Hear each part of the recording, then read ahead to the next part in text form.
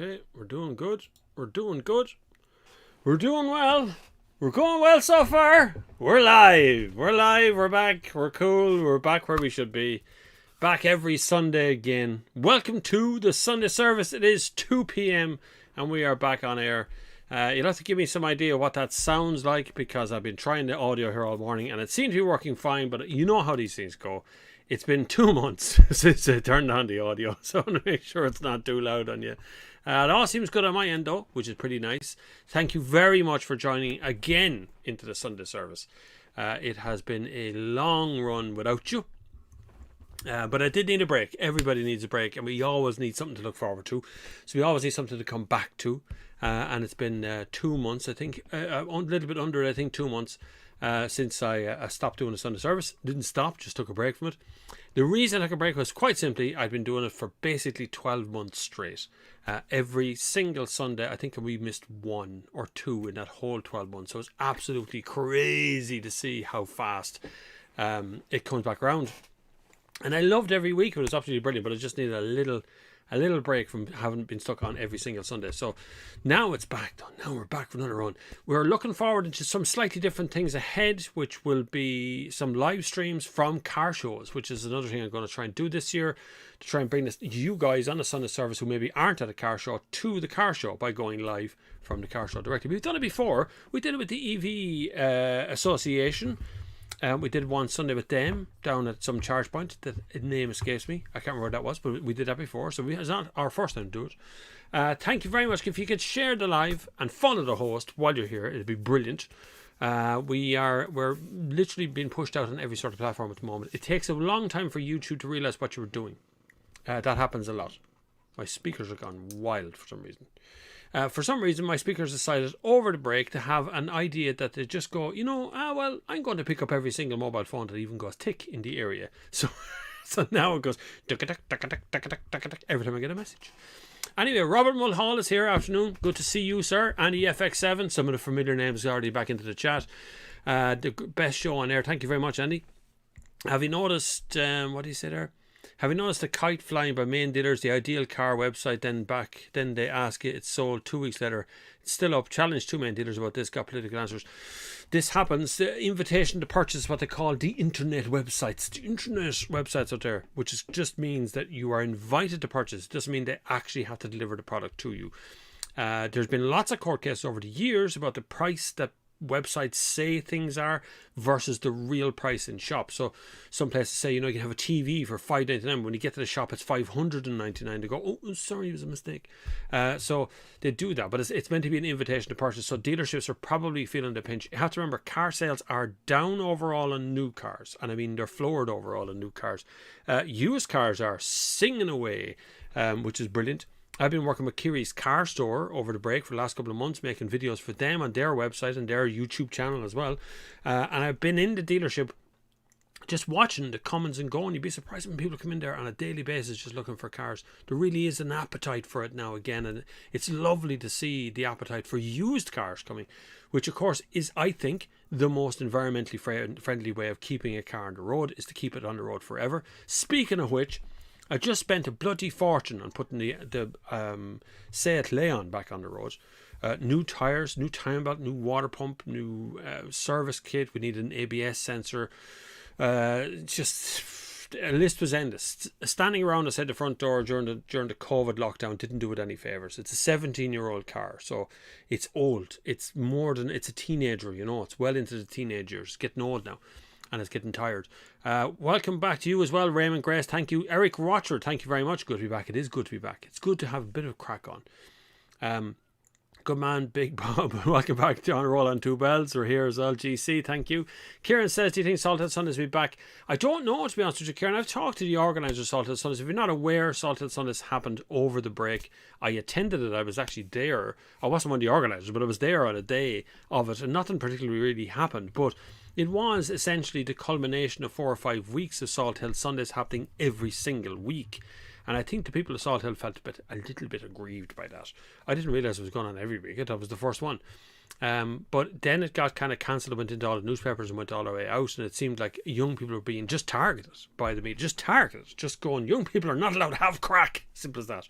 And that's what it seemed like to me. So I sided in on the side of the young driver out there, because nobody else seems to want to do that.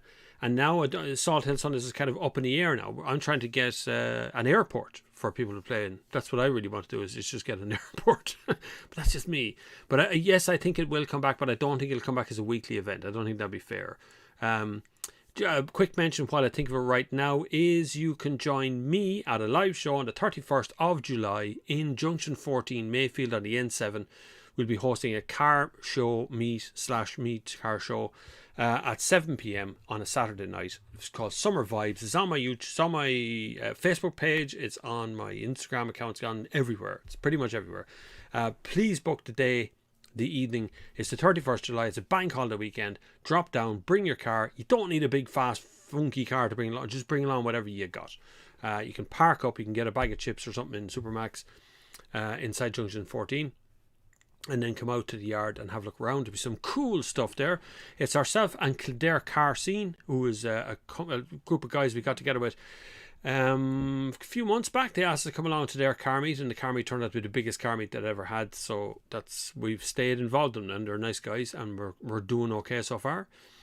Sounds look great. Thank you, Bender Balsam. Very good. Ben Moore. Hi, Bob. Get ready for the pulling up to Junction 14, doing a reverse donuts on my Nan's Avensis. You could try. Don't know how the reverse donuts is going to work too well, to be honest with you. Is it worth buying a new diesel car? Well, that's the debate. Adieu, Matthew. That is a big debate. Currently, I would say if you're not in the electric terms of things, if you can't afford it, and let's face it, how many people can actually afford an electric car? 50-odd thousand euros, most of them. If you want to get the kind of basic driving to work ones, you can get them a little bit cheaper, like the Renault Zoe or the MG ZS or one of those kind of cars in there. They're also a little bit cheaper to buy, but realistically, to replace something good you got now with something good that you want, you're going to be spending over 50 grand. I'm currently driving what I think is the best of the electric cars at the moment. It's the Mercedes EQA. It's absolutely phenomenal. Drove to Drogheda last night and back, and I still have a little charge outside. I could probably do another 40 kilometres in it. It's really, really good. But if you're not into that and you're looking for the diesel thing, if your mileage is high, if you're still doing very high mileage, I would stay with diesel where you were. Because right now you're buying into the top end of the market. You'll spend a lot of money to move from a diesel to electric. If you're just looking to buy a new car, then look at the PHEV range of stuff. The grant is going off them, so they're not getting £5,000 grant anymore. The end of this month, which is only 2 or 3 days away, it's going down to £2,500. So the price of PHEVs are going up. So there'll be a lot of choices to make.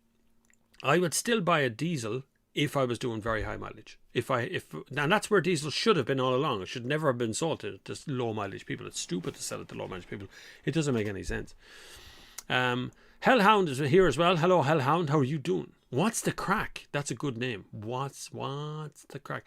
About how's it going to meet you yesterday? Oh, come on. That's good. Yeah, I was at a meet last night in Drogheda. I mentioned there a second ago by a lovely group of guys who are called. The name escapes me. Who actually organised the meet? I was going to say Broke by Car Club, but it's not them. It was a different crowd. Anyway, it'll come to me as we go along. It was a good old meet last night. Actually, there was a good couple of maybe 200 cars there last night. It was lovely, very chill vibe to the whole thing. People just wandering about and having a look at other people's cars. Some really cool cars. There was an El Camino there last night.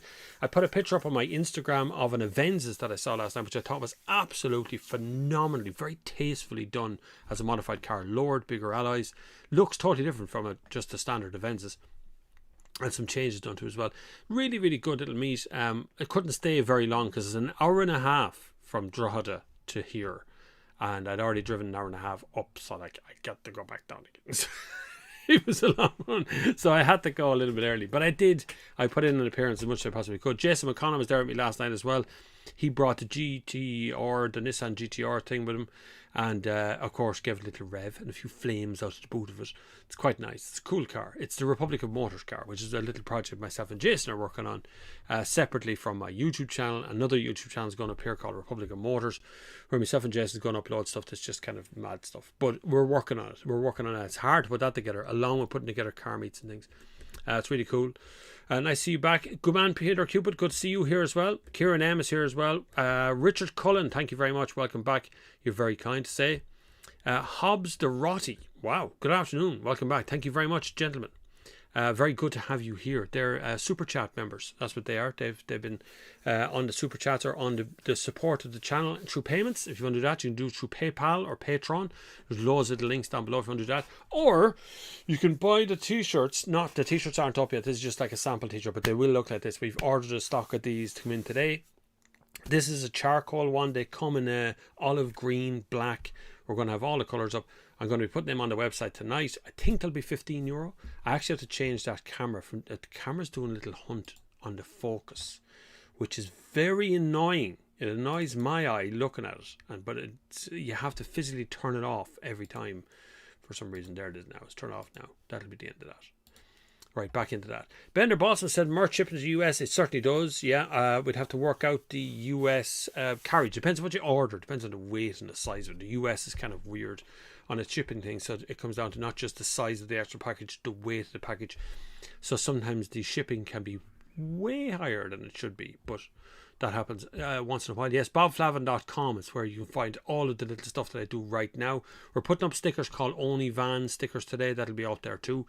It's the same as the OnlyFans website, but OnlyVans. It comes from my OnlyVans thing I did over the summer, over the winter, which made people laugh.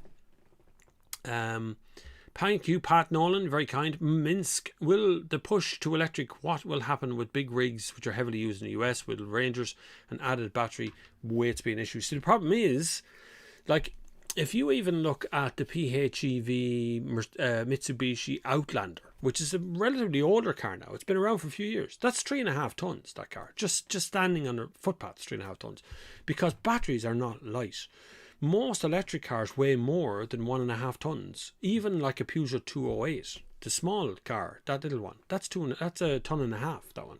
I think, or 1,250 kg. It's heavy and very heavy, which is down to batteries, really. So I think when it comes to the big rig stuff, I know Tesla has been playing around with big rigs, but we still haven't seen one go coast to coast like the Americans like to do, or, you know, pulling a full load behind it across very long range. But charging speed is always the effort, rather than the weight of the batteries, how fast you can put energy back into the batteries. And right here in Junction 14, they're at to put in 2 or 3 fast chargers there that are going to be able to ramp up to 350 kilowatts.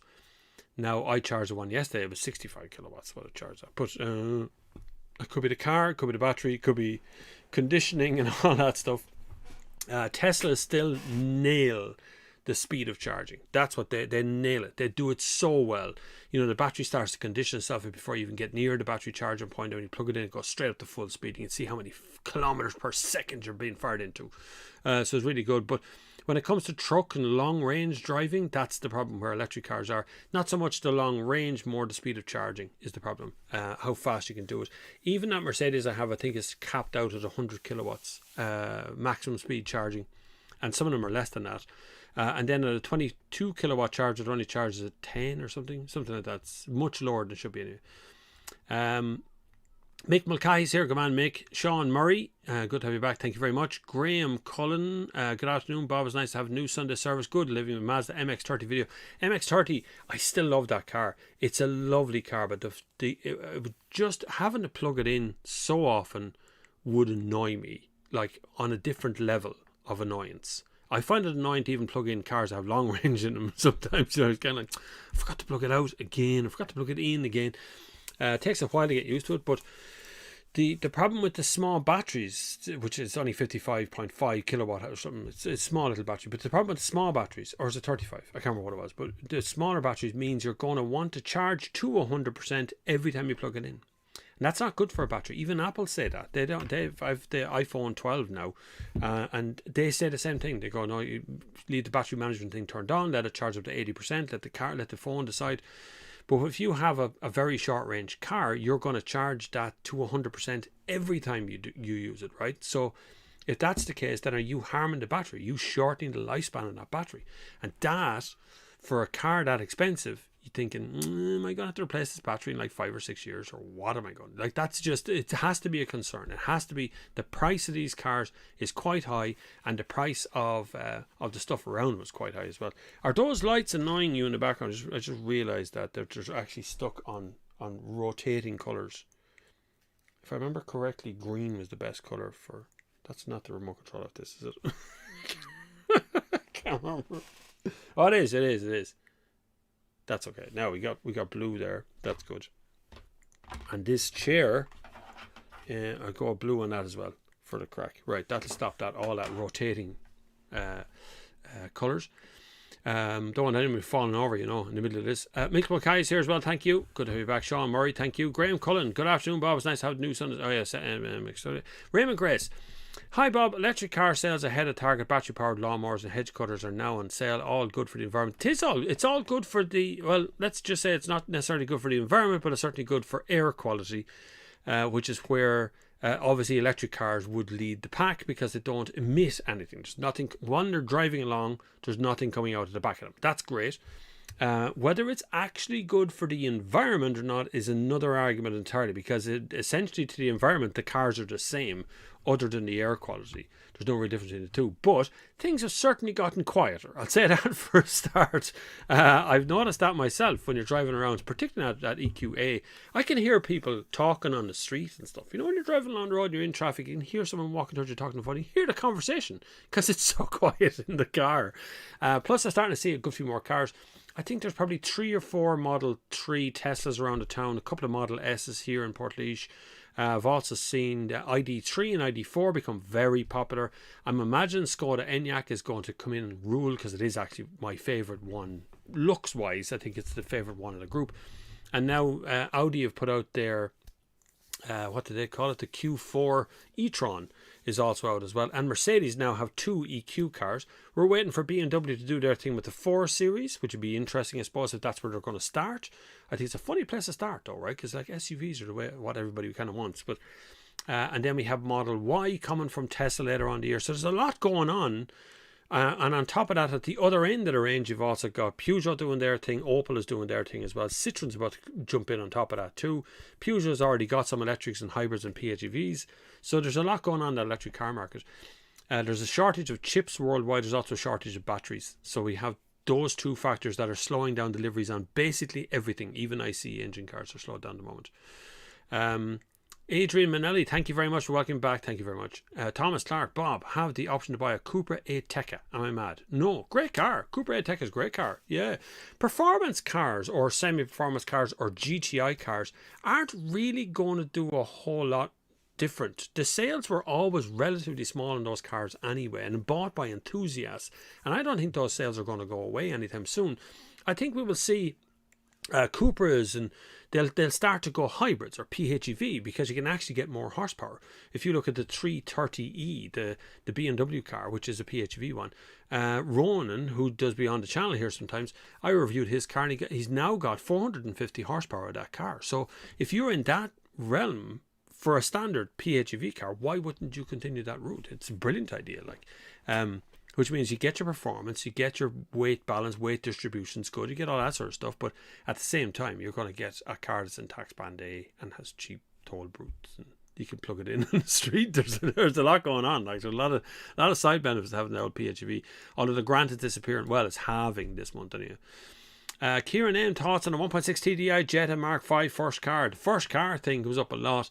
That's nothing particularly wrong with that car. The 1.6 TDI is actually pretty reliable. It does have some problems because it's a Jetta, and because young people buy them anyway, and it's a Mark 5, so it's a few years old, so you're probably buying it from an enthusiast who will have driven that maybe pretty hard. You're probably going to need to watch your timing belt on it, or change it anyway to begin with, and get the bits done around the edge of it. But the car itself is okay. Jet is fairly reliable. Looks good when they're modified as well, if you want to do a few modifications on them. It's not going to do any harm. Mark Turner Smith, come on Mark, good to have you back. Niall McHugh, how are you, Bob? Saw a C8 Corvette in Naas yesterday. The thing was jaw-dropping. Did you send me that picture on Instagram? Somebody sent me a picture of that car on Instagram yesterday, I think. It looks deadly, doesn't it? But then, look, C8 Corvette. I've seen a few American cars, weirdly. There is a bit of a healthy market of importing American cars from Mexico. I met a man at Coins Cross car meet, and he had a Ford F-150, the real one, the actual one, like last year's model of it. The full bore version of it. It's enormous. Such a big car. But he brought it in from Mexico and paid the VRT. It's got an Irish license plate on it. So this seems to be a recurrent thing now. People just kind of look outside the standard sort of European cars that are out there, or Japanese cars for that matter. Bit of a go on Japanese cars lately as well. Jap imports used to be the big thing of the 80s. They were everywhere. White cars, wall to wall white cars came in from Japan in the 80s. Then it dropped off a cliff as people found stuff at home more interesting to get, and European car market came back. But now people are looking Japan again because they drive the same side of the road as us, so they've got the steering wheel on the same side of the car. So the cars, other than everything being Japanese on the car, which can be a problem if you're buying something like a Prius, because all of the information on the dashboard will be in Japanese. So it'll have kilometers per hour, but that's the only thing that'll make any sense on it. I've seen the Japanese import ones. You can't even reprogram them. You cannot get rid of the Japanese writing on everything. So you can kind of stab in the dark and hope you turned on the air conditioning. Mr. Craig Buckley.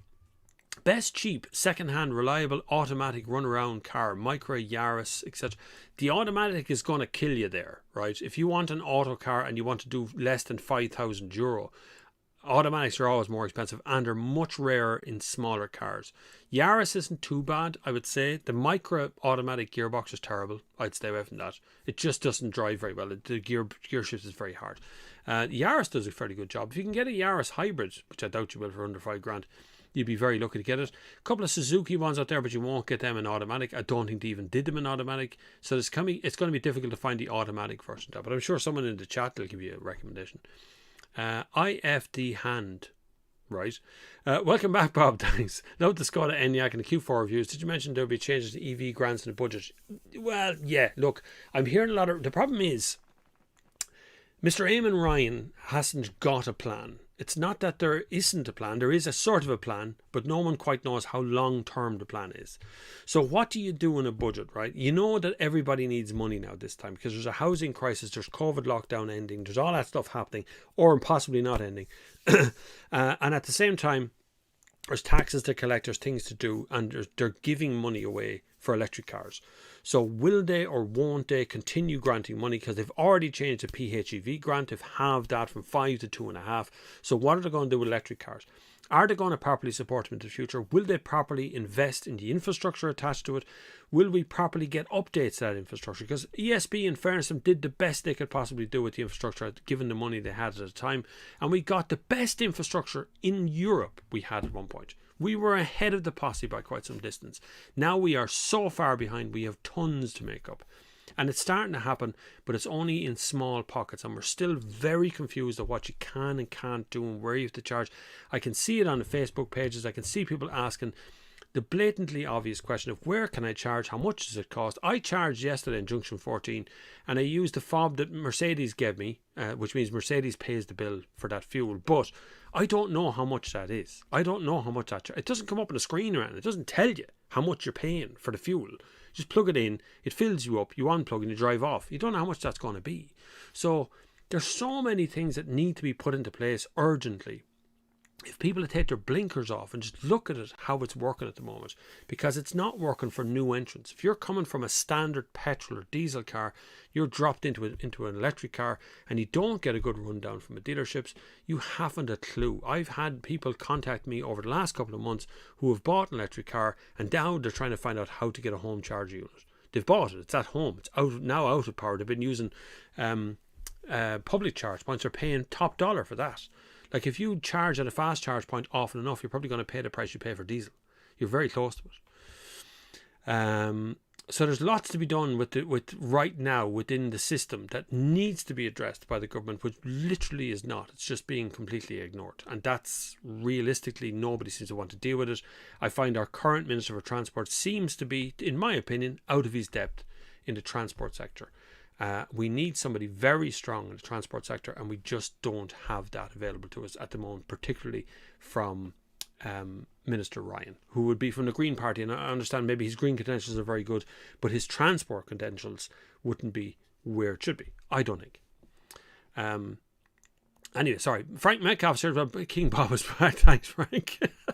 Nothing like it. Don't forget to share the live, please. It'd be brilliant to get the viewership up so we get more questions in, get more stuff, more discussion happening. It's always nice. I'm sure you've stored up your discussions for the last couple of months to catch up on the thing. The Mackem Torpedo. Watch the recent Lada Niva review on Johnny's Late Break Show. Available in the UK starting at 12 grand. Do you think there'd be a market for them should anyone decide to bring them over to Ireland? I think the UK suffers a broader level of cars than we do here. I don't know why exactly. Lada, of course, would have left a bad taste in a lot of people's mouths in Ireland over the years, because what was left here from Lada is now piles of rust. That's essentially what happened to Lada when it was here the first time. The Lada Riva and the Lada, whatever the other one was called, they were all fairly junky stainless steel yokes that were badly put together, you know. They were cheap though. So here we go again with another cheap car, and it'd be kind of good to see it come out. And Lada do actually make nice cars now. If you go to the Lada website, I think it's lada.ru or something, they actually make cars that aren't that bad to look at. I haven't driven one of the new ones, but I do think there's a position here. If you look at how well Dacia has done over the last few years, and particularly I was in the Sandero Stepway the other day, which has an LPG connector in it now, and has all of the kit and caboodle I would have expected in any of the Korean or Japanese cars, and it feels as good as any one of them. It's a grand car. For a Dacia, I was genuinely surprised. So I think Lada can do that same thing here again and offers another incentive. Now 12 grand probably isn't going to happen, but you know, the cheapest Sandero you can buy right now I think is €13,000, but that hasn't even got an infotainment system. So whether you could do that here again with Lada, I'm not sure. Whether people look how hard Fiat were hit. We have long memories here when it comes to that kind of system, that kind of problems that came with the cars. Like the chances of Fiat ever recovering from it, or the chances of Lada getting back into the country and going, well, we have to take Lada seriously now. Like, do you? Can you? Would you? William Bellingham, good to see you back as well, sir. Mr. Craig Buckley, on a small battery EV's first generation Leaf, 24 kilowatts, showing this not reality for most. Also 8-year battery warranty. The smallest of the small Leaf. I remember when that came out.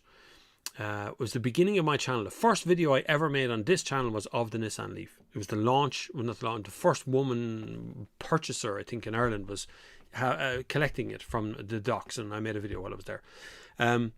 But when we first got it as a press car to drive it home, I couldn't make it all the way from Sandyford to Portlaoise. I had to stop in Junction 14, which thankfully at that time had actually got a charge point, and I was able to charge up a little bit to go on a bit further, but I found myself charging it all the time while I had it. It's not a bad car, never was. Nissan Leaf has always been a forerunner, but I just think it was sort of ahead of its time, and the battery technology has they've never committed properly, Nissan. They had problems with Generation 2, didn't put active cooling into it, which meant you could only fast charge it once in a day. That doesn't suit everybody. And they seem to have that same problem still with the active cooling. So a 24 kilowatt Nissan Leaf, if you were lucky, you could get 110 kilometers out of that when it was new. I would say if you could get 80 or 90 kilometers out of it now, you'd be doing pretty well. And so you're just going to spend all your time charging it everywhere you go, unless you just do like I do here. Our car does 6,000 kilometers a year, the Leon. So you could drive up around the town here and do very small mileage in it for a Nissan Leaf, but would you buy one? Because they're fairly expensive as well. Scroll back up there a bit. I shot forward. Hold on, that's the first shoot forward. I still haven't solved that problem. You know, it's funny when you scroll to the bottom, it goes and you just get brought to the beginning of everything. Robert McNulty says, I have my appointment to get my provisional Wednesday morning, Bob. How long after I'll be able to start driving? Well, you have to have your physical license. So to drive on a provisional license, you have to have the actual physical card, which comes from the NDLS. Doesn't take long though. You should get them in a few days. So you've passed your theory test, you've applied for your provisional license, you still have to wait for that provisional license to come. So once you have that in your hand, you're golden. Away you go. Obviously, with a fully licensed driver sitting beside you at all times, you have to have them there due to the Clancy agreement. An agreement that does definitely not suit everybody. I spoke with a young man who lives out in Mayo. He's been doing his best to get his 12 lessons. He can't get any practice. His mother doesn't drive. His father's passed away. There's no one else in the family that drives. He lives in the back end of nowhere, and so who does he get to sit beside him as a fully licensed driver? It's just It's not working. I don't think the Clancy Agreement works for a lot of people. I think it's a blunt instrument. I understand why it's there. I just don't think it's working. It can't be used in the way it's being used right now. It's now a big punishment thing. It's very, very difficult for young people to get someone. Can you imagine? I'm sure dads, moms out there will agree with me pretty quick. Sitting beside your young one for 2 hours in the passenger seat while they drive around in your car is not something you necessarily relish doing, right? You could be doing lots of other things other than sitting there waiting for them not to crash. So, I think the Clancy Agreement forbids them from driving alone, or for driving without a fully licensed driver sitting beside them, but it just does not work for everybody, and that's our biggest problem at the moment. Where was it? Robert McNulty there was a 211 i8 where I work at a wedding yesterday. Really? They're still selling i8s? Oh, 2011. Oh no, 211. That's right, Jenna. I wouldn't have thought they were still selling i8s. How would you solve the VRT problem? Well, what you have to do is lower it in stages. The reason vehicle registration tax is something everybody pays when you buy a car. So when you buy either new or used or whatever it is, you're actually paying that tax every single time. So the price of the car reflects the tax in it to begin with. So our prices here are so vastly different than anywhere else in Europe. We are the third most expensive place to buy a car in Europe. That'll tell you where we are. And we're behind 2 countries that have some of the lowest tax rates in the country in Europe as well. So we have a high tax rate as well as being very expensive to buy cars too. So you got all these factors that are happening around the edge, and then VRT is in the middle of it. VRT can be absolutely phenomenal on every car. Sometimes it's quite low, sometimes it's quite high. But the problem is it's a mystery instrument. We are the only ones who pay it. The end users are the only ones who pay it. Dealerships do pay it, but they get you to pay it, then they pay it. And so there's a currency after starting up with VRT. VRT should go into a bank account, gets paid out at the end of the month to the VRT office for a dealership. Obviously that money can be invested, it can be used, you can buy stock out of that even if you want to. So there's all kinds of things can happen to VRT. Now, to get rid of it, to actually get that VRT to go away, what you need to do is bring it down in stages, because if you delete it tomorrow, you would close every dealership in the country like that overnight. Gone. They'd just be finished, because you would devalue all of their stock by the rate of VRT, which would be millions of euro could be wiped out of their stock in a blink of an eye. But you could do it over a number of months. You could do it over even a couple of years. You could start to bring down the rate of VRT, which would bring our cars back into line with the prices in Europe. Because right now, the price of a standard car in Spain versus the price of a car here in Ireland is nearly double. Look at the price list. Go off and have a look at SEAT.es, which I think is the Spanish version of it. Look at the price there. Look at the price of it in Ireland. There's a vast difference. For something that's built in Europe and shipped within Europe and comes out in Europe, but the price is just massively different.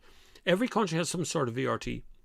Most countries have some sort of VRT, but most of them don't charge anywhere near the level. The cheapest place, tax-wise, to buy a car in Europe is Poland. And they're not even really fully in Europe. You know, they still use is it called zloty? I think it's the name of the currency there. They still use their own currency. So, but it is, if you look at tax rates, their cheapest is the cheapest by far, which is why they have probably the highest rates of purchasing of new cars on the road. Such a very important market to car companies. They tend to talk about it a lot.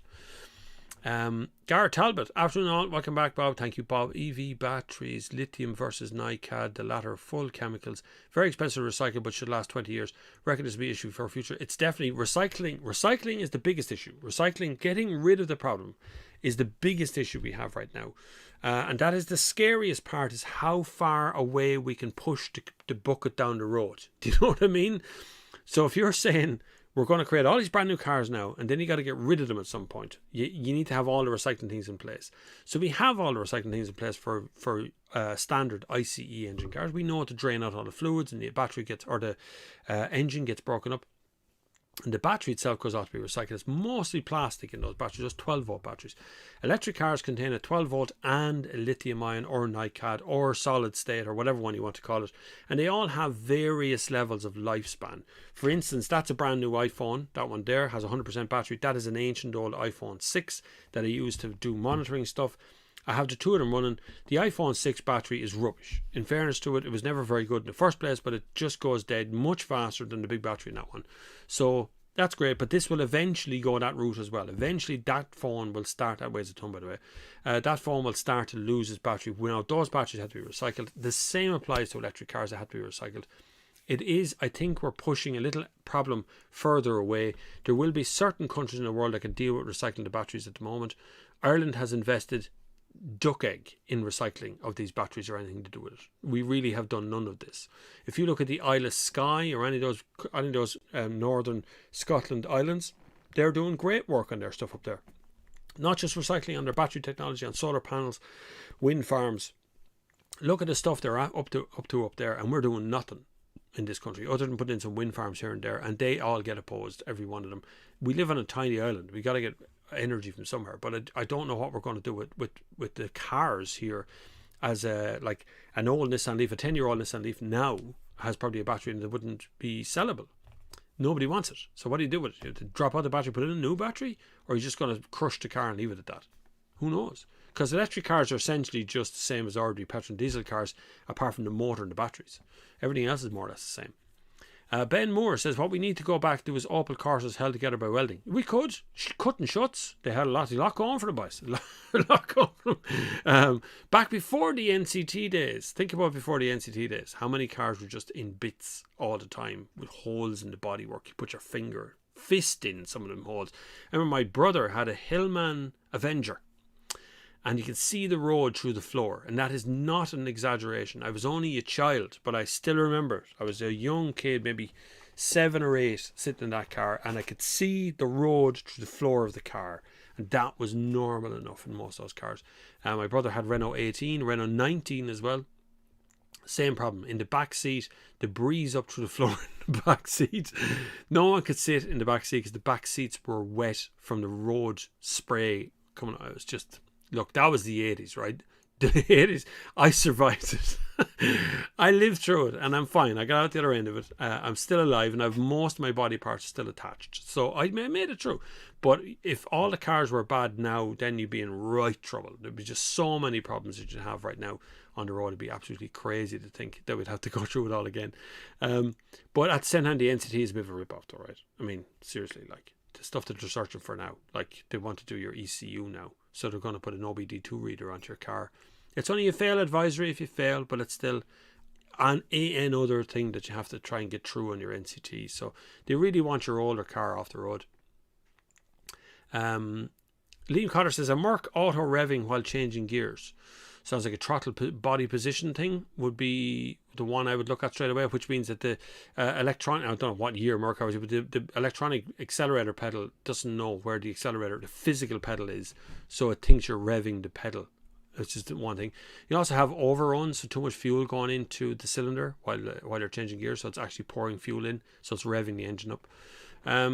That'd be kind of the two things, but it would depend on the year of the car. If it's an older one, it's easier to diagnose, believe it or not, than a newer one. Just connect it up to an OBD2 reader and see what the error is.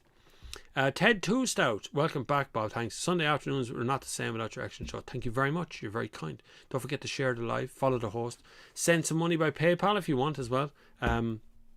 Patreon is there too. You can sign up to channel memberships. You can go over to bobflavin.com. You can buy these kind of things. These will be on it from next week. We'll have the t-shirts up, able to order them. They're coming into stock. We've ordered them already. It just says Irish car scene, by the way, underneath there. It's just olive green, nothing else written on it. Nice, plain, straightforward working t-shirt. They're called Gildan t-shirts, so they're really good, heavy duty. They hang well, they wash well. You have to wash them inside out, mind you. There's also hoodies, which are out of stock currently. I'm sold out. We have stickers and things there. There's some hats. There's some snoods left and running snoods and stuff. There's a few bits there, right? David G. Greetings from sunny North Wales. You're lucky. Across the water. Don't mention Brexit. Yes, as it is. Yeah. What are your thoughts on Renault Arcana? Guaranteed a massive hit. Initially made in South Korea. It is. I've booked one in, I think. I got an email to book it in. I don't think I booked it in yet. But it looks interesting. I like what Renault are doing. It's hard to see where they're going. Renault, for me, have been a kind of... They've hit the nail sometimes, then suddenly it's like boom, they just go off the rails. The Arcana looks interesting. Weird name. It's hard to describe. Like, I always look at a name and think it needs to sum up what the car is. So you either name it and then you show us a picture of it, so we all know what you're talking about. But the problem is most people don't know what an Arcana is when they see it. So it's going to be a good hit, I think. But I think we're coming to the end of the SUV range. And what I mean by that is we've had a flood of small SUVs, you know, everything from little 5-door hatchbacks up to huge yokes that are on the road. Now we have so many of them, it's hard to distinguish which one's which. So I think we're coming to the end. I think people are starting to see the value in 5-door hatchback again. In standard estates, I think that's going to happen as well. And yeah, there is good value around those sort of cars. So whether Arcana is going to be a little bit late to the market will be the problem, more than whether it's a good car or not. JP Devlin, with all this new electric car chat, I just bought an 06 Superb with 270,000 miles for 500 quid and it's grand. My car is a 2006 Seat Leon 1.6 petrol, and I just put a shed load of cash into making it right for the NCT, and it is right now. I mean, it's right. It is as good as it's ever been. Went down to Dalton's here in Laois, and we got the tyres then at Fitzpatrick's yesterday as well here in Portlaoise, and it's been lovely. They're cheap tyres, which is grand. I'm okay with that because we already spent so much money on the car in the first place. But it's what could you get? The used car market is so high now. I'd have to spend a fortune trying to get something good. So where would you go from a car that owes me nothing? It's been mine since 2006, brand new, still own it. I know the car inside and out. I know what's been done to it, know how it's been treated, know how it's been driven. So it's very hard to suggest that you change over to something else that you don't know anything about. So you could only, what would you going to spend? 5 grand, 6 grand on a new car? What would you get for that? Not much these days. We might have a look at Dundee in a minute and see what you can actually get for about 5 grand. Liam Cotter says, what's up? Thanks, Liam Cotter. Ted Too Stout, welcome back, thanks. Sunday afternoons not saving out direction show. Oh, sorry, I read that already. Good on. But David McCarthy, but won't stay grand to be ever increasing ICE repair costs. Well, there is electric car repair costs, but like electric cars aren't innocent in their repair costs. They still have all of the wet moving parts that petrol cars have, like brake discs, brake pads, brake fluid, a 12-volt battery, shock absorbers. I said brake discs, but you know what I'm talking about. It's got all the same stuff as a petrol car has. The only thing that will be lacking now over the course will be timing belt, water pump. Oh, there is a water pump in them somewhere though, isn't it? It has to pump things. Anyway, there's things that are slightly missing from it, but for the most part, they're nearly the same. Now, a service, as we analysed last year, some services cost as much as a petrol car. Other ones don't cost that much. It just depends on the brand. Tesla don't seem to bother with servicing at all by the looks of things, or very little of it anyway. Whereas ones like Volkswagen and even Skoda have built in a price of service costs, like 3 grand delivery and service costs into their Enyaq. So it's already kind of built into the price of the car. So it's hard to see where they're going to make that work, because there's a lot of car companies out there who have a lot of dealerships who live and die on the service department. If they go away with all electric cars, you could have a problem with that. But in fairness, Dave, when you say ever increasing price, so over the years, because I've had my car since new, the price has never really changed on the servicing parts. Once every few years, we change the brake pads. We'd never changed the brake discs, I don't think. Not as far as I remember. We changed the shock absorber on one side, changed the spring this side. This year, they're all bits of being electric cars though. What else have we done? We did a time belt and the water pump, because that just has to be done anyway every once in a while. So that's the second time it's got one, and that's it over its life. 17 years. That's pretty much it. That was the biggest service it's ever had, but that's because it was lying up for ages. Dave McCarthy said that. JP Devlin says correct, but it was 500 quid. My comment wasn't taken down electric car. Oh yeah, I know that. It was only 500 quid to change cars. I know. You can get some good little bargains out there. There is some. Very few, but there is some. If you know what you're about and you can repair cars, I think you'll get away with some cheaper yokes at the moment. Mr. Craig Buckley heard stories of EV buyers who, after getting the car, found out their home electricity system was not capable of having a 7 kilowatt charger without huge electricity retrofit. Needs to be highlighted. This is true. I do work with Des Mulhare Electrical every once in a while, and he tells me some of the nightmare stories. And I get those emails. I get people who've bought cars. They've already bought the electric car, and then they're finding out that they need to get a charge point. They need to get that. It's not going to be cheap to charge on the street. That isn't cheap. Even if you have a good solid like 7.5 kilowatt charger drove from your house and you're paying for it, you're definitely going to be paying more at that than you will at home. If you're going to use a fast charger all the time, those things are 75, 76, 78 cents per kilowatt. Could be costing you 25 or 30 euro to fill up your car. electrical. Which you think, oh, it's only 75 cents a kilowatt. It's not, it's a bit more than that. When it actually adds up, you get 500 kilometer range, maybe 30 quid, which isn't much. So there's a lot of ins and outs when it comes to how much these cars actually are costing people. You should really educate yourself when it comes to the price of these actual cars, how much you're spending on them. You should really understand the difference between litres per 100 kilometres and kilowatts per 100 kilometres, and all these different things that come up, because you won't notice until you have the car at home. Because if you listen to the people who love them, they just say, no, go buy them, they're cheap, they're fine, they run easy. It's only when you come across the problems that suddenly you realise that you possibly shouldn't have bought in so quickly. I would still wait another 12 months. There's still so many new cars being launched daily. The price of them are starting to drip down a bit as well. But I have noticed some of the options are starting to disappear out of electric cars. I've noticed active cruise control disappearing. I noticed the Audi e-tron GT hadn't got a reversing camera. It's 106,000 euros worth of a car, no reversing camera. I noticed the Q4 the other day I was driving had no reversing camera. I noticed that Audi or the Mercedes EQA outside the door doesn't have active cruise control, just has normal cruise control, and the lane keeping is this weird sort of braking thing that just goes and stops you on drifting out of lane. So what they're doing is getting rid of the options to make the cars seem cheaper than they started out with, which is kind of scary, because some of the options that's missing are the really convenient things.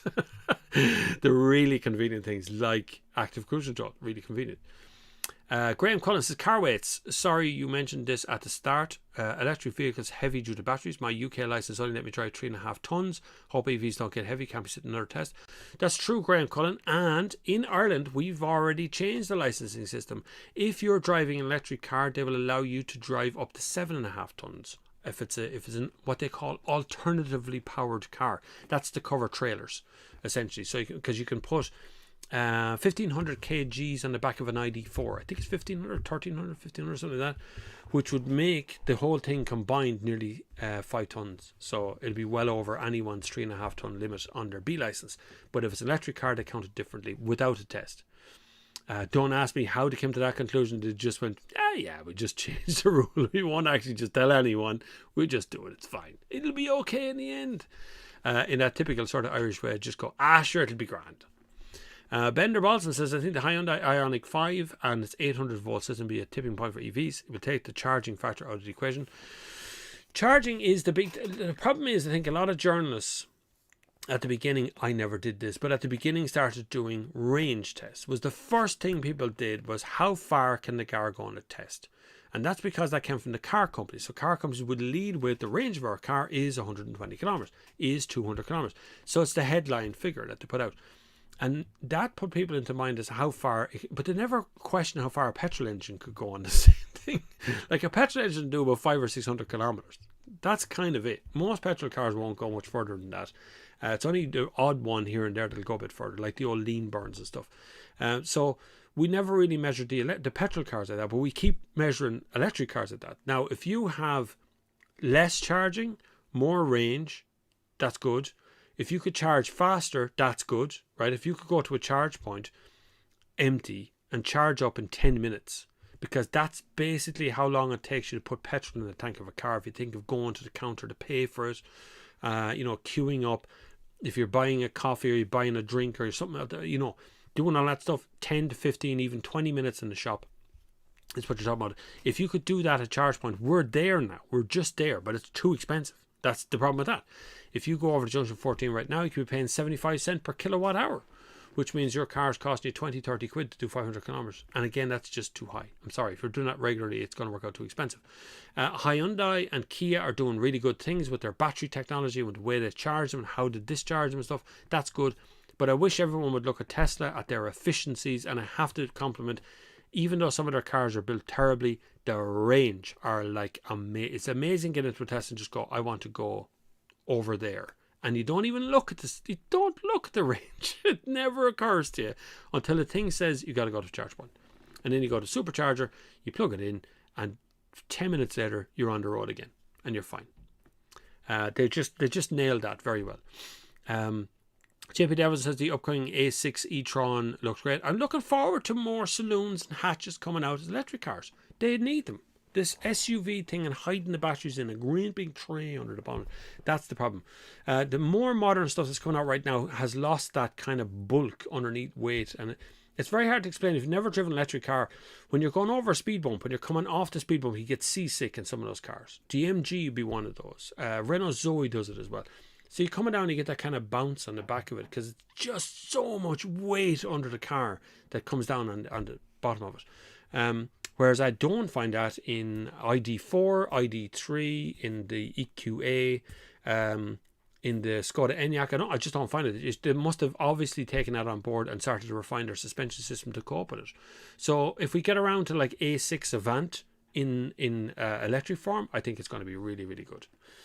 As Eric Rochford says, don't forget to hit that like button. Thank you very much. And share the live and put it out and wherever you want to go. I'm actually going to do that myself. You know, I can actually share the live as well because it's currently live. And I never did anything on Twitter about it being live right now.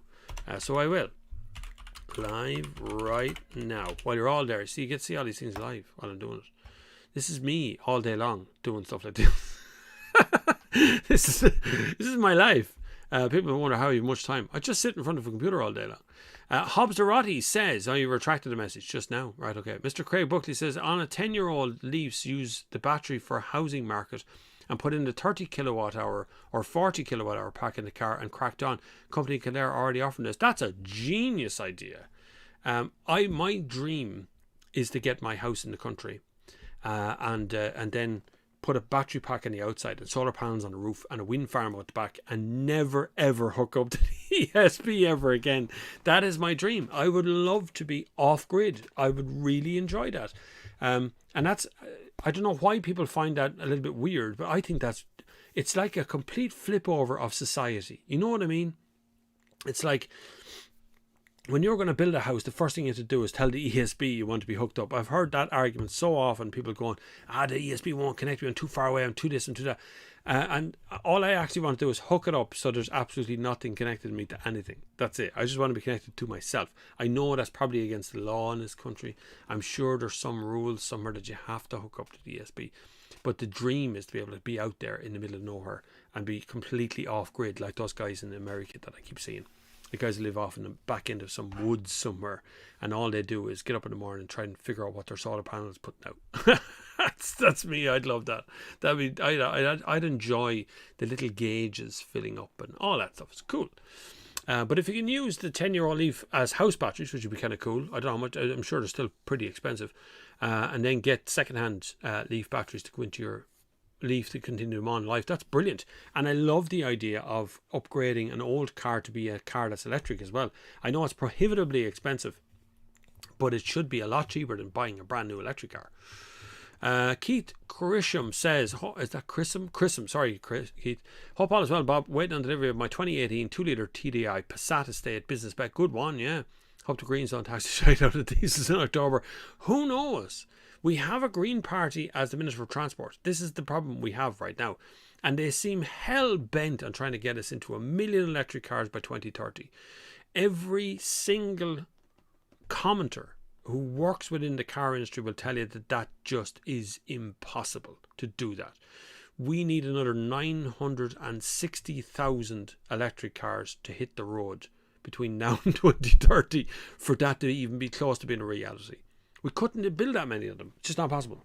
So the idea that you can just tax something till it dies doesn't make any sense because there's no replacement. You can't just replace a 2018 2-litre TDI Passat with an electric car. The price difference is gigantic. And then what do you do? Push people into hybrids? That doesn't work either, according to what the Green Party goes on. Well, they're all self-charging hybrids is a lie, according to, members of the whatever party out there. They'll tell you it's all wrong and it puts out CO2 emissions and it's just as bad as anything else. There's this two levels of stuff going on the whole time. Really, all you can do is make the best choice you can make on the car you want, whether it be electric or PHEV or plug-in hybrids or BEVs or whatever one you want to call it. Whatever you're into, buy the car you think you'll work for the next few years because they're going nowhere. At the moment, cars are going nowhere. They're just going to stay exactly as they are right now. There just is a draw for new electric cars, but I just don't think the supply is there. I don't think I don't even think the demand is there. If I'm really honest, I think there's a lot of curiosity, but actual purchases, material purchases, are much lower than the curiosity level. There is a lot of noise about electric cars, but at the other end of the scale, it's still only a small proportion of the market. It's up, but it's not up anywhere near where people was predicting it was going to be. Ben Moore says, I found a 99 Accord a while back for 200 quid, problem was with no keys. Oh no! 99 Accord, it's a good car actually, Accord. 200 quid, like you could risk it for a biscuit on that, like no matter what was wrong with that, it's going to owe you nothing, right? Surely like the wheels off it would be worth 200 quid if all went wrong. You could always do that. Mark Turner-Smith says, I have that issue now, my old Garmin 520 plus GPS. I have a Garmin as well. Bicycle computer, 6 years old and don't hold charge much past 3.5 hours and cost new, replace the battery even more than new. I have a Garmin sat nav here, an old one I bought years ago, and it does not run unless it's plugged in now. It used to have a battery in it, and the battery's still in it, but it's not serviceable. I can't get a battery to replace it, and I can't do anything about it, but it is still here. It still works perfectly. If I plug it into the 12 volt socket, it comes on, but when I turn off the car, it turns off as well, and it loses its memory and all that stuff.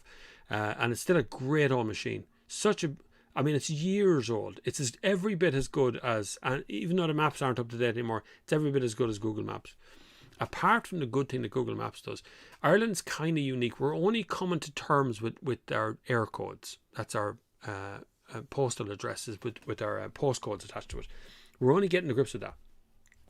And Google can accept your air code, which is kind of cool. You can just type in your air code, it takes you straight to the front door. It's deadly, but Apple Maps don't do it yet.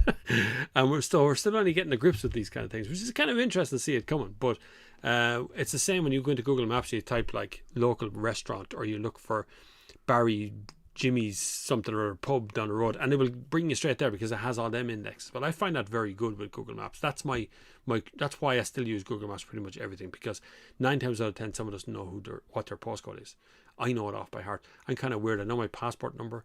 I know all my bank account numbers. I'm kind of weird at that, but I couldn't tell you the name of somebody I met last week. Kind of weird, isn't it? All things considered, Rory Healy says, generate your own electricity solar panels. That's exactly what I want to do. What I'd love to do. It's still expensive though. Solar technology has dropped down in price, but it's still quite expensive to ramp it up. And I think some of that's to do with the grant. We have a grant in Ireland on solar panels, and I think the grant actually drives up the price of what you're trying to do. And it's very frustrating for people to know we know what we need to do. It's getting there. It's making the step to the next thing, I think, is the biggest problem. Jesus, 144 is still here. That's really good. 149 is still here. That's really good. I wasn't expecting that in the first week back, to be honest with you. I thought it'd be nobody here. Like the old days. You that have been here since the beginning of it will remember the old days. And I know the familiar names in the chat, like Eric Rochford and all that. You'll remember the old days. There was like 5 or 6 of us sitting here. And we wouldn't know what to say for like 2 hours. Just sit here, chat away and talk and do stuff, surf the internet, mess around, wait for people to turn up, think it was mass, which is always good. And I'd bless them and they'd leave. And that was the old days. It was good. Dilbert, all things considered, I really think you can't see EV being the future as of now. I think it's going to be I think we are in the most exciting time that we've ever had for the car industry, for the transport industry, and for fuel industry. This is about as exciting as it could possibly be. The biggest other exciting time is from about 1900 to 1914, till the First World War. That was an incredibly exciting time, because that was the time we were changing from horse-drawn carriages into electric vehicles and into petrol engine cars, which is where we transferred one to the other.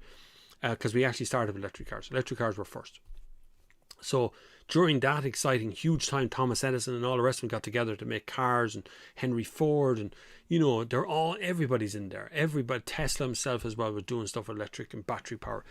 And now we've come full cycle. We're nearly back where we started again, and now it's massively exciting as to whether we're going to go with that sort of PHEV, because in the background there's a lot of investment gone into diesel cars, making them cleaner, and petrol cars. And now you find the Volkswagen Group is also investing in the fuel, in fully synthetic petrol and diesel to replace what's in there, and clean burning, much more clean than it was before. So all that's happening in the background. That's happening on one side, and on the other side you got all these guys doing electric battery technology, range, how it charges, what we can use the battery for when we're finished.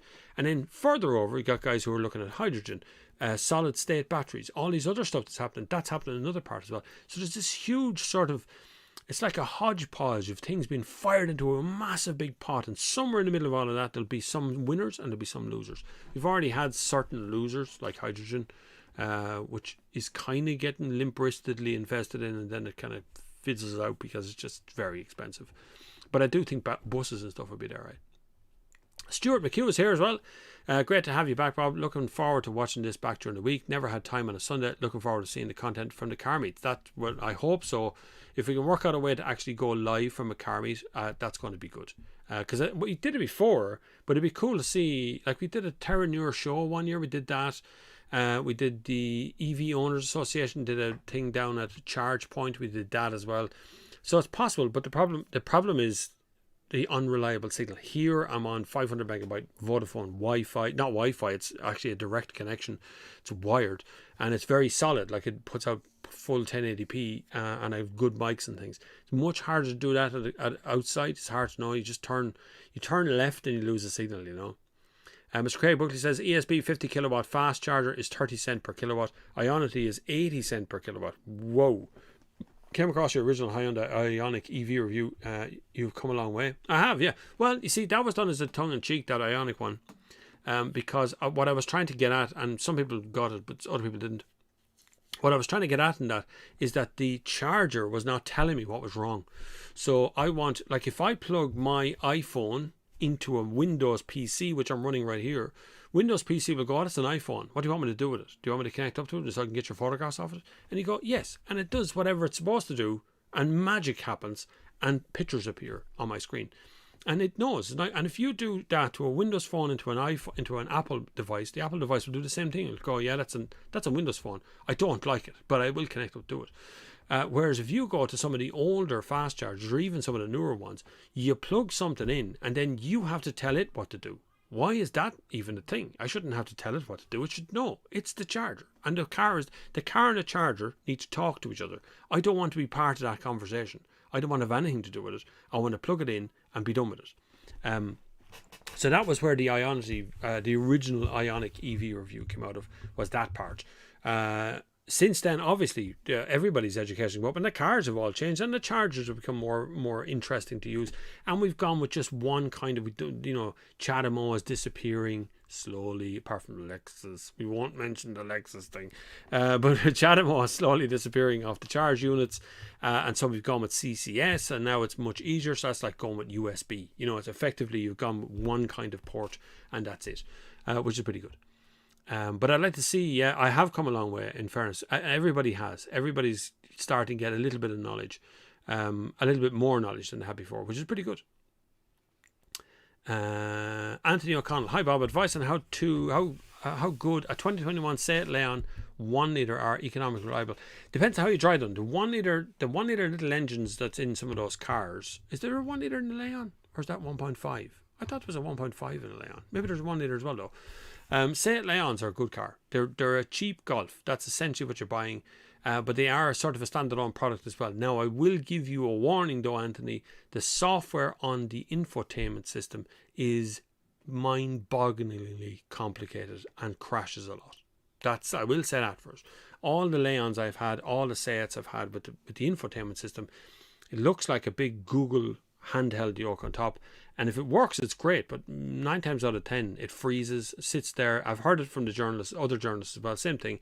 It's freezing, it sits there, Apple CarPlay doesn't work on it, then suddenly the maps won't work on it, so that can be very frustrating. And I've come to the point of having to turn off the car and turn it back on again, get out, lock the doors, get back in and start that stuff to make the infotainment system work, which is a pain when you're trying to rely on the maps. You know, you're trying to navigate yourself somewhere, so just bear that in mind. But the cars themselves, they're Volkswagen Golfs underneath, so same kind of systems underneath. They're very comfortable to drive as well. Killian Breen, big battery, well-spec'd ID4 or basic big battery Q4 with ACC and reversing camera and paint for a couple of grand more. I would be happier in an ID4.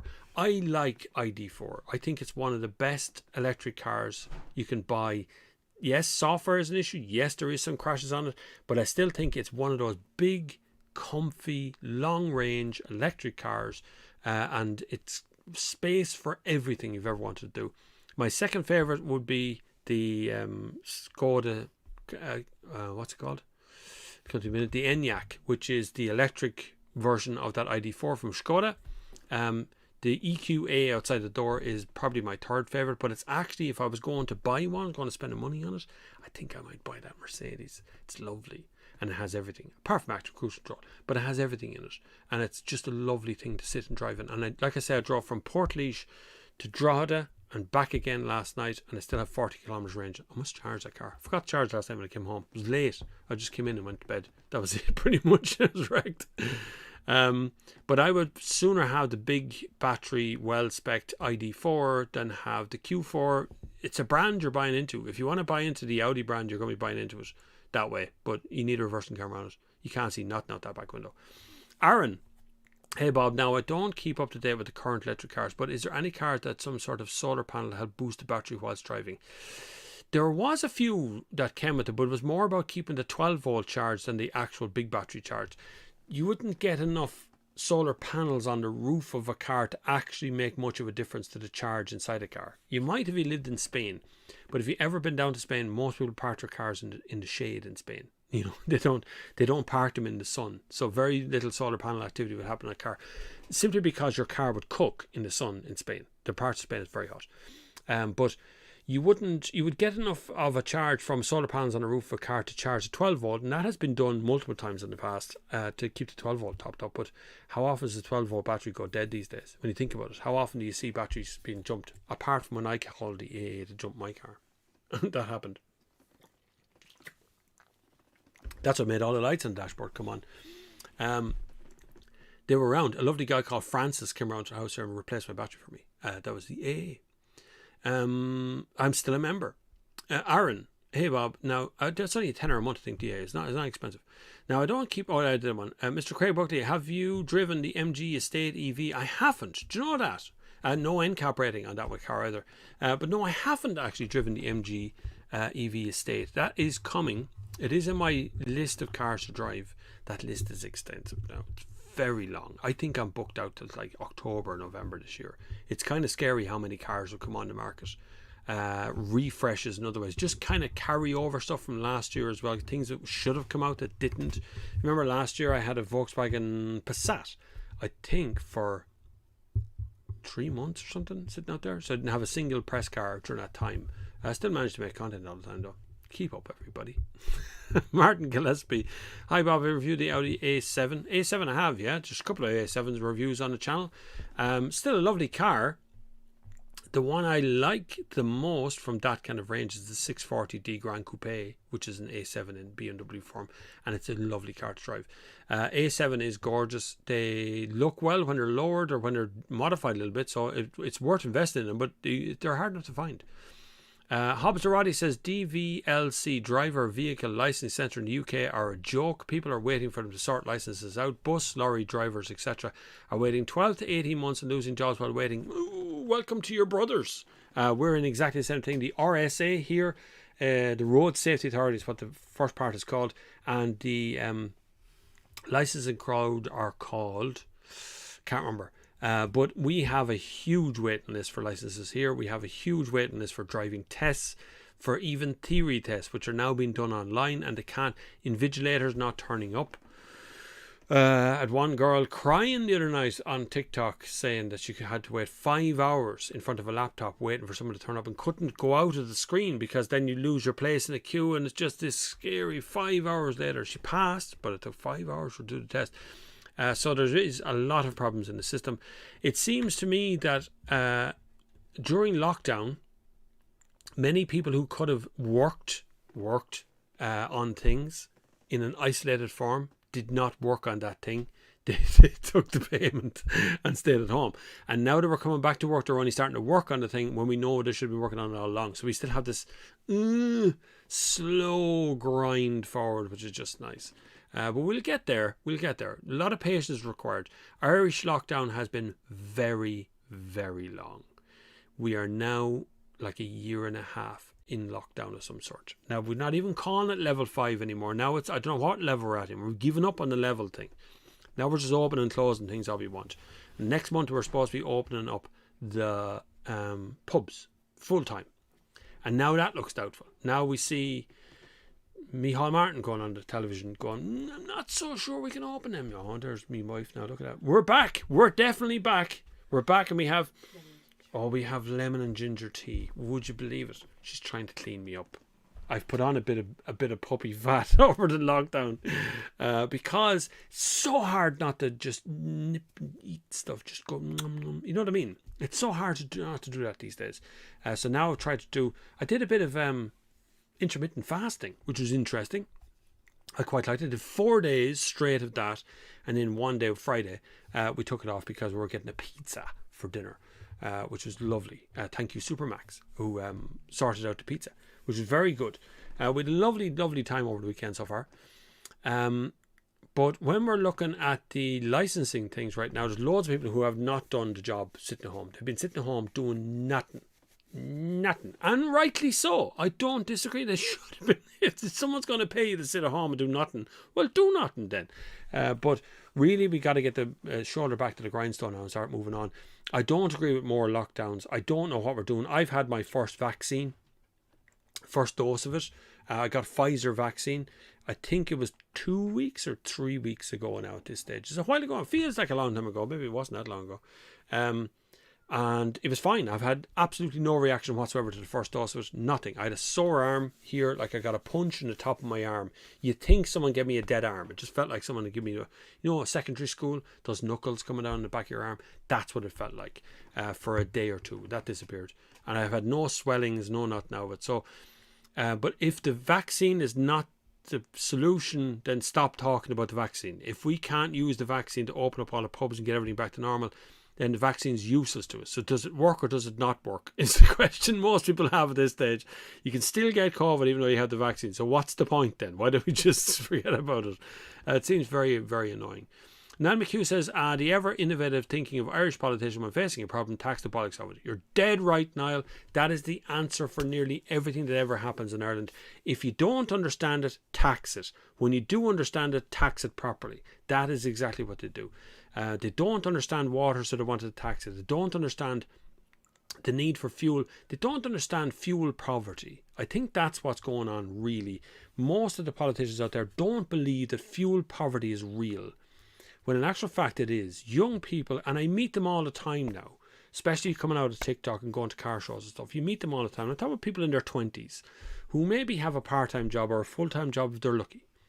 They have a dreary old car, an old Volkswagen Golf. They've done their best to make it exciting, and they put a fiver in the fuel in the tank of it to go up as far as Portlaoise Plaza there and sit in the evening time and talk to one another. That's the best they can do. That's the best they can hope for. They're after spending every single penny they have has gone into the fuel tank of the thing, and we don't understand that is actually a fuel poverty. That we are putting them into older, crappier cars that have really poor NCAP ratings. The car passes an NCT maybe. And we hope that they're going to be safe in it. But we tax them to pieces. Motor tax is the highest pre-2008. Insurance is the highest for young people. We insure them at an awful rate. Fuel is incredibly expensive for most of these cars, and most of them are petrol. The ones that are diesel, well, those ones out there, they exist as well, but the tax on those is absolutely enormous. So that's the Irish politician. We don't care about young people. Let them sort it out. We all had to go through it. Now we're all going to be adults and we're going to earn 250 grand a year and forget about it. That's essentially what's happening right now. Dason says, do you think the Cybertruck will make it to Ireland? No, it's too big. Have you seen the dimensions of the thing? Like, it's wider. Our probably widest thing you can buy in Ireland right now would be something like a Kia Sorento or maybe a Ford Ranger Raptor. Something like that would be one of the bigger cars. That Cybertruck is wider and longer than both of those. So you're essentially looking at someone who needs to have a truck driving license to drive one. And have you seen it though with your own eyes? Because it's not pretty. Like, that car looks thick. Even in pictures, it looks stupid, I think. That's just my own opinion. Maybe the Teslarati people out there like the idea, but I don't. I think it looks dopey. Anthony O'Connell, hi Bob, advice on how good is a 20, we had a 1.1 litre TSI SE economy. SE, there is a 1 litre TSI. Yeah. Interesting, alright, to look at them. I don't think I've tested that 1 litre one. If that's the same engine that they had in the Skoda Octavia, it's actually kind of peppy. The engine's good. Just don't know how long those little turbos will last, horsing it up the road the whole time. Graham Cullen says EVE versus ICE price difference is huge. UK best-selling car for 10 years, the Fiesta, correct? Yeah, starts at £16,500. The Honda E starts at £27,000. Whoa, that's incredible. And the Fiesta be much bigger car than the Honda E. That's incredible difference. £16,500 for a Fiesta versus £27,000 for the Honda E. That is a very high price.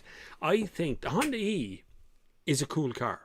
But I think, like most cool things, it stopped being cool after about 3 or 4 weeks. I think if you were driving that every day for 3 or 4 weeks, eventually those screens will become annoying.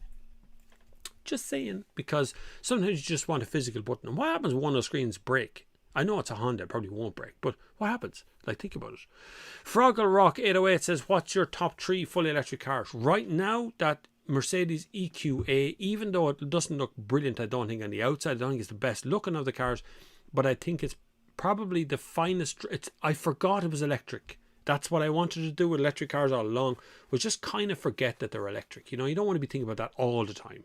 You know, pulling up everywhere going, you know, I don't have an electric car. Some people just want to drive the bloody car to somewhere and that's it. So I think there was a lot of that emphasis on original cars, but these new ones, that's going away. So I think that one is probably number 1 or number 2, and I could interchange that with the Skoda Enyaq, which I drove around here for a few days. That was a gorgeous car drive. Again, you kind of forget it's an electric car. Really comfortable, very, very handsome. Striking car to look at would be my second one. And then you can just choose ID3 or 4, and then probably Tesla Model 3 will be in there as well, in that kind of top 4 or 5 cars that are on the market at the moment. Some of these cars, like the ID3 and 4, you're only picking a car that has different outside. ID3 and 4 and Skoda Enyaq are actually the same underneath. Same battery technology. Same steering racks and brake systems all underneath. They just have a slightly different exterior on them. I get a bit of my ginger tea, which I believe we're on for over an hour already, and it's quiet, but it's over an hour. That's been going well. Anyway, Dylan, hi Bob. Would you say that the 547 named driver is good with FBD? I have the license 2 years, no previous insurance. I'd say that's decent. That's a very good price, Dylan. In fairness, €547 for a named driver is very good. You're not going to do much better, but you know what? It's always worth phoning around again. It's always worth having a little check around. The problem is you're going on as a named driver on a policy, so you're stuck with the policy of the person who actually is the policy holder. So you have to go with FBD. If you're getting your own insurance, you would phone around every other insurance company and ask for a quote on your own. But you should still just check with FBD that you're going to get a no claims bonus for that year. So while you're a named driver, that your no claims bonus is accumulating. Imp Mad Dad, so what happened to using biofuel for cars? Just biofuel went out of fashion. People couldn't be bothered to put in 2 fuel tanks in their cars. Volvo were the ones who were really driving the biofuel thing, and of course when they stopped doing it, there wasn't a whole lot left. You can still buy the Dacia. You can get the natural gas connection to it, or what do you call it, the gas version of it. I drove on the other day. It's perfectly good. I wouldn't call it biofuel, but you know, it's another version of a fuel. But biofuel itself, it wasn't any benefit to the environment or any loss. Essentially the same thing, more or less, as petrol and diesel. And of course, petrol and diesel companies that make that fuel really went, biofuel, forget about it. Sorry, it's fine. Don't forget that most of the people who make petrol and diesel are now making electricity. Just in case you're wondering where all the big money went from Saudi Arabia, it went into the battery making companies. They won't be left out. Robert Mulhall, Bob, IKEA over here in Spain are now selling solar panels. The big problem is storage when going off grid. Oh, wow. That would be good, wouldn't it? See, I got a quote in the house here for solar panels. I got this company, I don't know where he was from, Monaghan or somewhere. They sent us a letter, and I asked them to go down and price it up.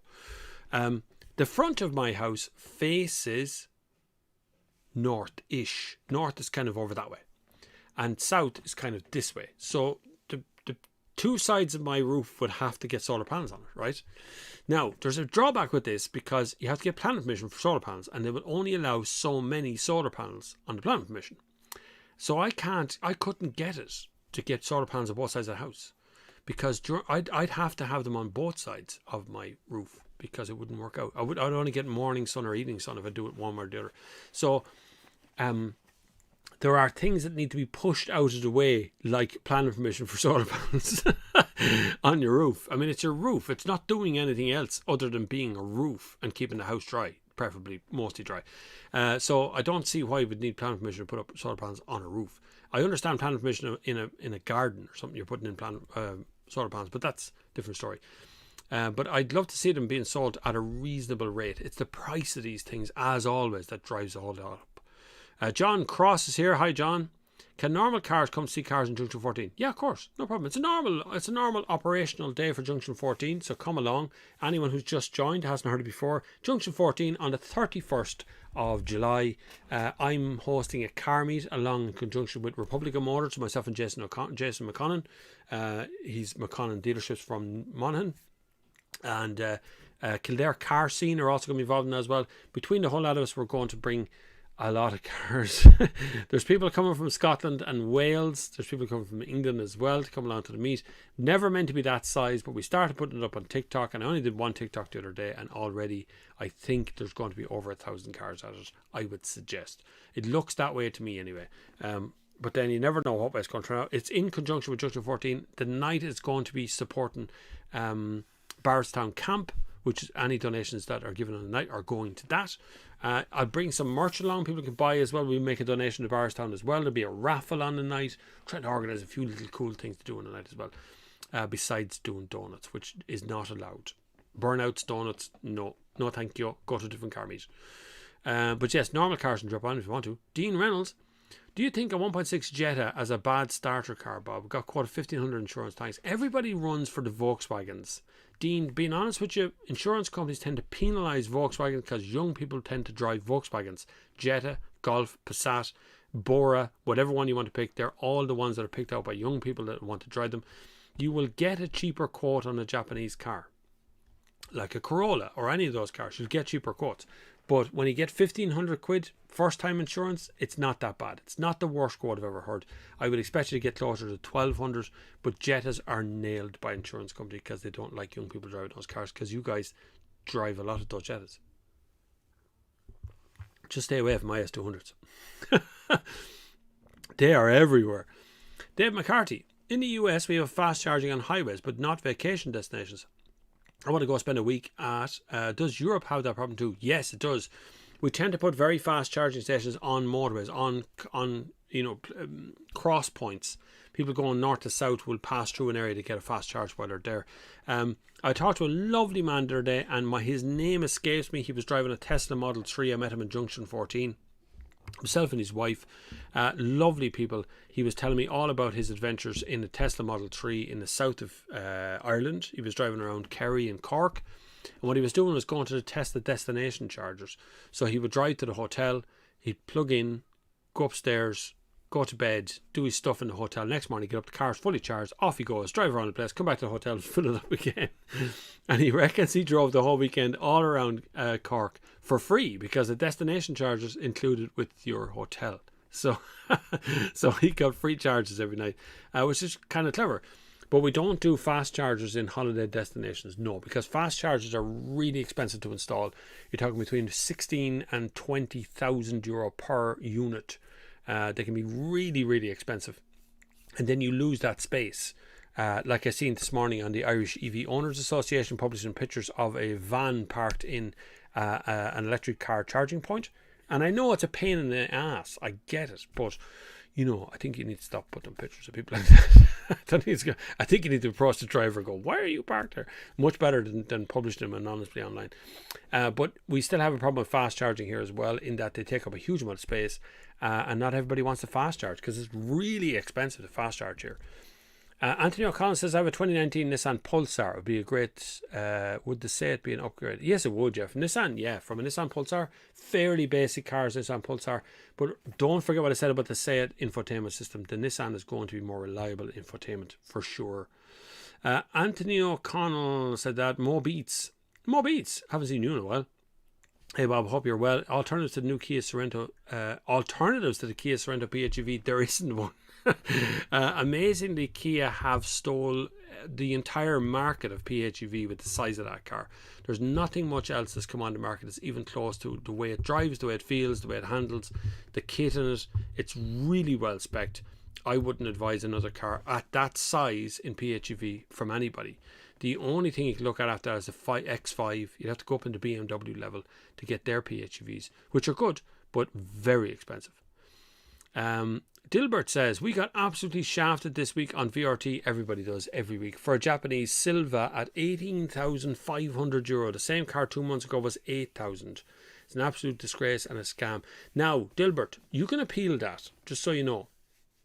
If you go on, you can appeal that through the VRT system on the revenue website. If you can give them 3 examples of that car's value in Ireland being from done deal, and send it on to them, you can appeal it and get a refund. I met a man the other day who did it. He got a refund of €10,000 back because he's able to prove the car value was not correct when they were looking at it. So, just so you know. But then Silvas are not cheap in this country, so maybe that's killing it too. Mohammed Hussein says, what do you think of the Tiguan 1.5 DSR or DSG R-Line? Good car that, actually, yeah. The 1.5 suffered from what's called kangarooing. Make sure that has been solved, because it's when you're taking off from a junction, it does this, and it feels weird in the car first. It happened to me in a couple of press cars. They say they've fixed it. I don't know how well they fixed it though. That's the problem there. Don't know whether it's actually properly fixed out or they've done something else to it along the way.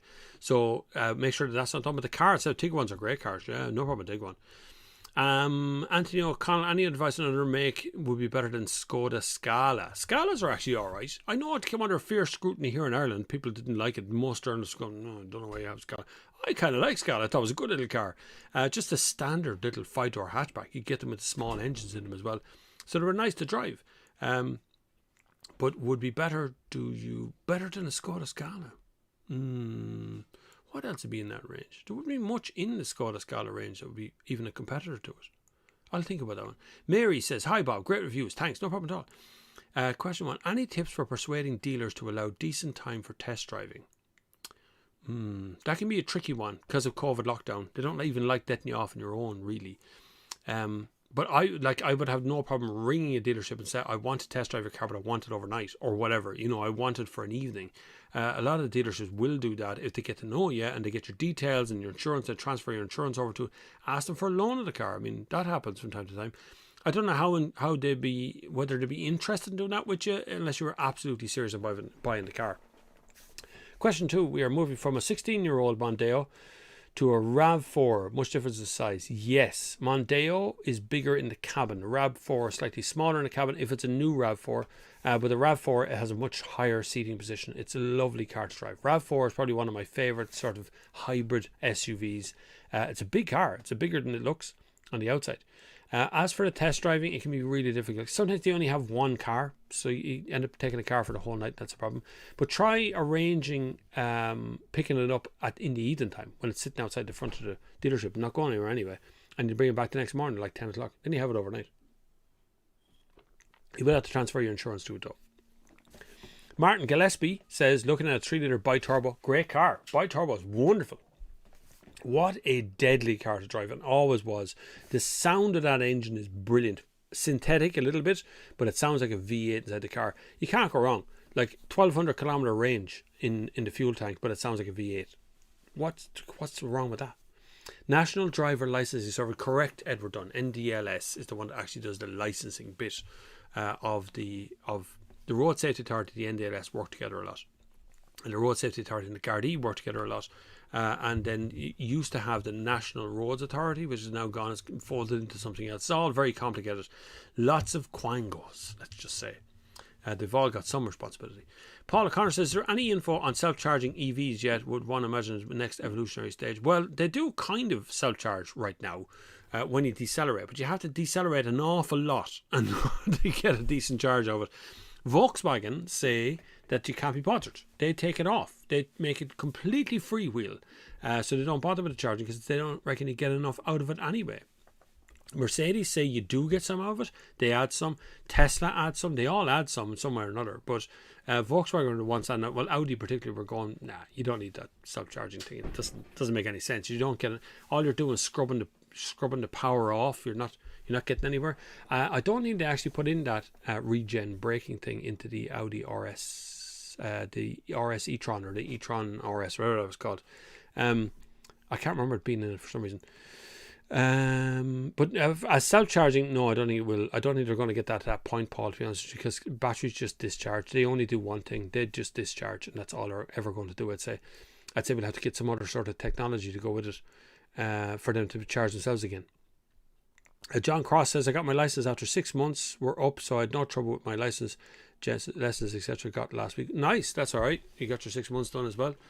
Fisker, yes, they had a solar panel on the roof. There wasn't the only one though. There's another one as well. Someone else had a solar panel in the roof for charging the 12 volt, and I can't remember because I remember it being on a press car. It's gone on my mind. I think it was one of the Volkswagen Group cars. There's Dermot O'Brien as well. How's things? Paul S. Have you driven the facelift Kia Rio GT S-Line? Have you heard this car do sailing where you take your foot off the gas, the engine stops running while you're driving? Yes, most of them do that these days. Cylinder shutdown it's called, or it'll knock it out of gear, one or the other. So essentially when you're not accelerating on the flat, it knocks out of gear, so the engine goes into idle and it will just carry on driving. Other ones will actually shut down the entire engine, so it does that sailing effect. They've all got a version of that somewhere. Volkswagen started out by dropping off 2 cylinders as you're driving on a hill. So they knock off 2 cylinders and you drive away. And it would work fine. That progressed on to being actually zero. It would just go to 0 revs if the engine was turned off. And as soon as you touch the accelerator, it comes back on. It's very clever.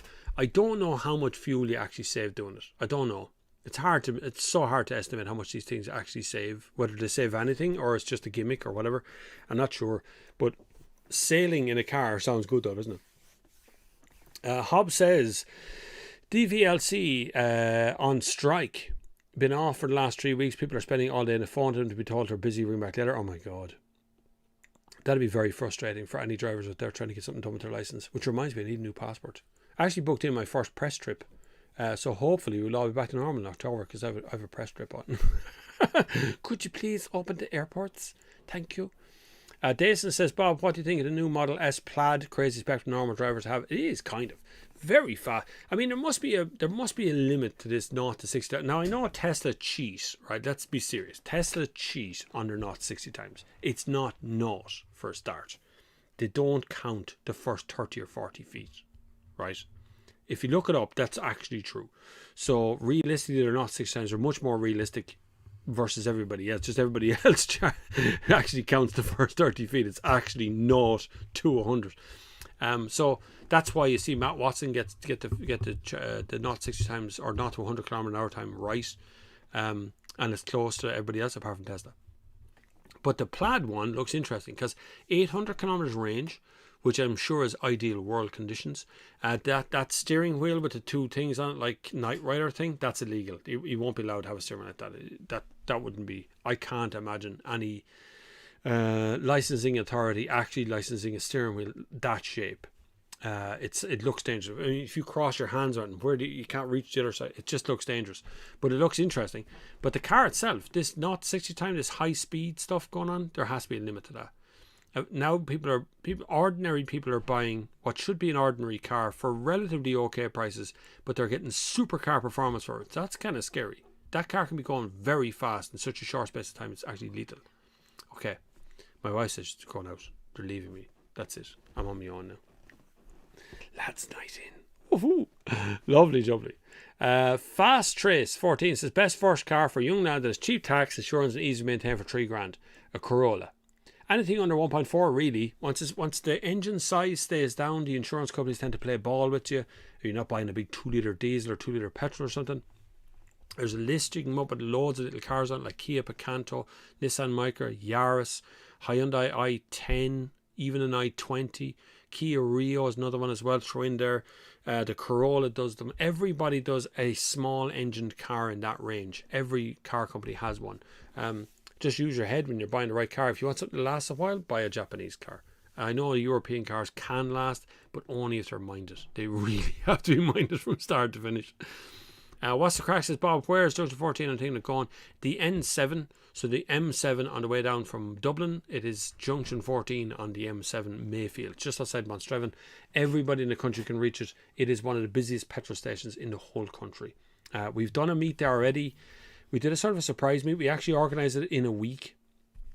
And I only did one TikTok about it, and it was full 4 times over. So we filled up, we emptied out, we filled up, we emptied out, filled up and emptied out again. So, and I think that's what's going to happen this time out as well. There is some trucks coming to this one as well. Some show trucks be there too. So it's going to turn into a bigger meet than I thought it was going to be. I thought we'd have plenty of time to organise this, but I don't think we actually have. I think it's going to be chaos. If I'm honest, I think it's going to be mad. But it's okay, because madness can sometimes bring out the best in people. That's what we need to think about. Keep that in your head. Paul Max says, Bob, I was thinking of buying a 2016 Skoda VRS. What do you think? Skoda Octavia RS is very good. VRS, actually, I know we go through this every once in a while. So the V is a bird. It's not a V. It's the Skoda bird, but it looks like a V. The 2016 Octavia is lovely. RS is lovely. There was actually 2 different ones. There was a diesel and a petrol version. Now the petrol is supercar. The diesel is good if you're driving a long way. If you have a lot of driving to do, the diesel one's fine. If you're not driving a long distance stuff, then the petrol one's going to do you just fine. Petrol one feels more RS-y than the diesel one.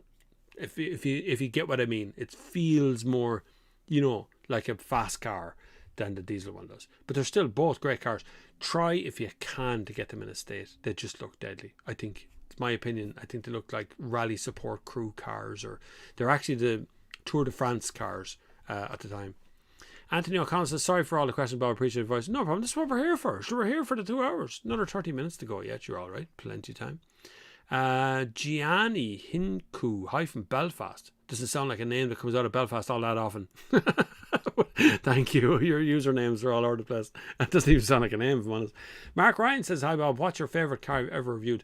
I don't have one favourite car. There's so many good cars. Nearly twice or 3 times a year you will get those cars that come along and go bang, and it's just really good, so usually for most years you end up with a favourite car out of the year, and sometimes you end up with ones that are just kind of meh, like fridges, like an Avensis came out and it was kind of mad, this is boring.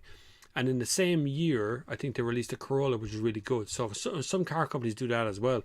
Current kind of favourites, Audi RS7 still sticks with me. I had it last year, I think I had it last year or this year sometime. The video didn't do big numbers running, but the car was just outstanding. It looked amazing to look at the car, even from a distance. So one of those really good.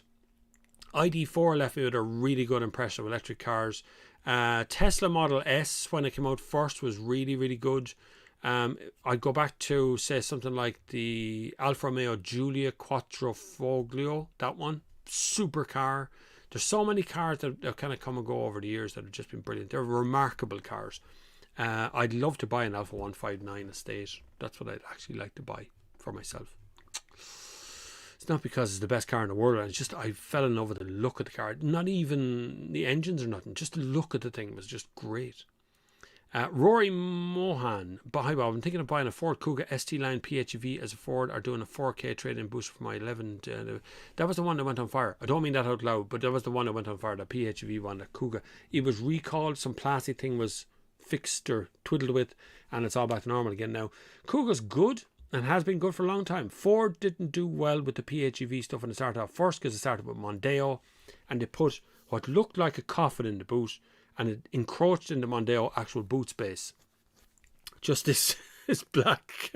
It's stupid. First thing I said, I opened the boot and looked at him and, why have you put a coffin in the boot? Because that is a big box in the boot where the battery is.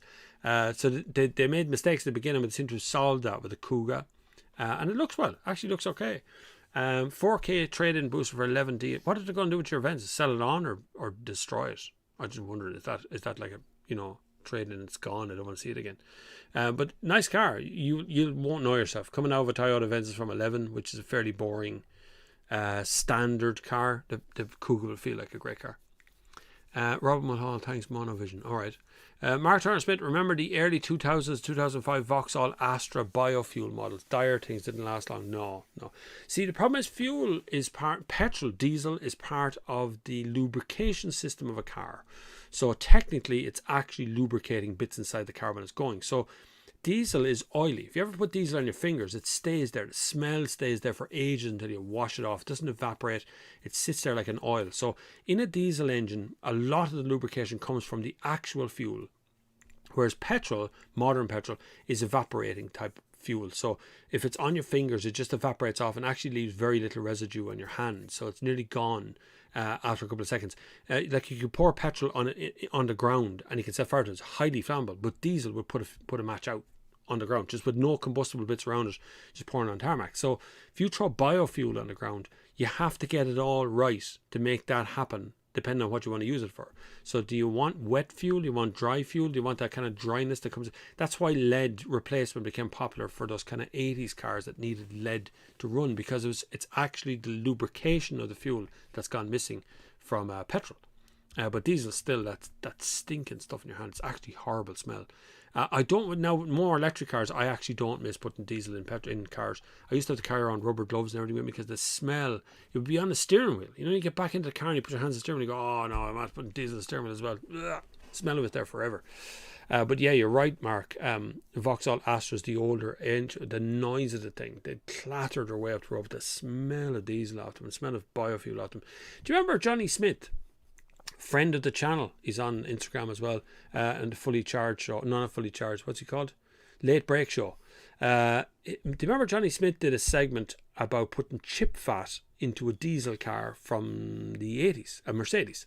That was totally possible. That worked. You could do that here in Ireland, but the revenue can be out there. And customs.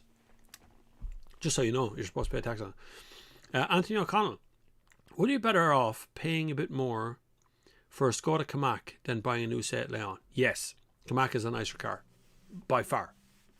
A nicer car to drive and own and just be in. Seat Leon's good, but it is 5-door hatchback versus 5-door hatchback that looks like an SUV. So between the two of them, they are different cars. But I find Skoda's really, really comfortable and nice to drive. I find the new Leons just kind of annoying. You look at it, go, you nearly have a really good car here. Why did you do that with the infotainment system? And why have you done that with the seats and things? There should have been the sporty arm of the Volkswagen Group, and they've kind of fallen between the cracks a little bit lately with their offerings. And I just find it really aggravating to see them. Because they can make, my own cars, 2006, they make good cars. They make good cars when they really try hard. But I think Volkswagen's just torpedoed their spend and stuff. So I would go with Skoda Kamiq. I think it's a nicer car, yes. Daniel Flynn. Hey Bob, great to have you back on the Sunday. Thank you. What do you think of the BMW 330e? Great car, yeah. Will PHEV hold its value? Oh, absolutely. PHEV is going to be the one that will hold the value most, I think, because you don't have to make the decision. You don't have to say, I am going all in electric. You can go in semi-electric. You can charge a PHEV from a 3-pin plug. It usually comes with a granny cable in the boot. Normally that's enough. You can get like a 3 amp or 3 version normal 3-pin plug anywhere. So even on your holiday home, you've got a 3-pin plug already there. You can charge a PHEV, but you're never stuck. So you're never kind of stuck in the infrastructure of the electric car scene because you're driving a PHEV, which means you've got a petrol engine there to back you up. There is diesel PHEVs you can buy as well. They tend to be a lot more expensive, but I would certainly think that the BMW 330e and 530e and those kind of cars are coming out now in PHEV form will be worth more in the future, as people will still be on the fence or just going, well, look, electric's not working out, I'm afraid. Something has changed and electric's not as attractive as it was before. Let's go with a PHEV, and they're happy enough with it. Because remember, it's just a hybrid when it's not charged. It just goes on as a normal hybrid. Now it will do far better fuel economy when there's a bit of charge in them. But I like PHEVs, and I like the BMW 330e as well.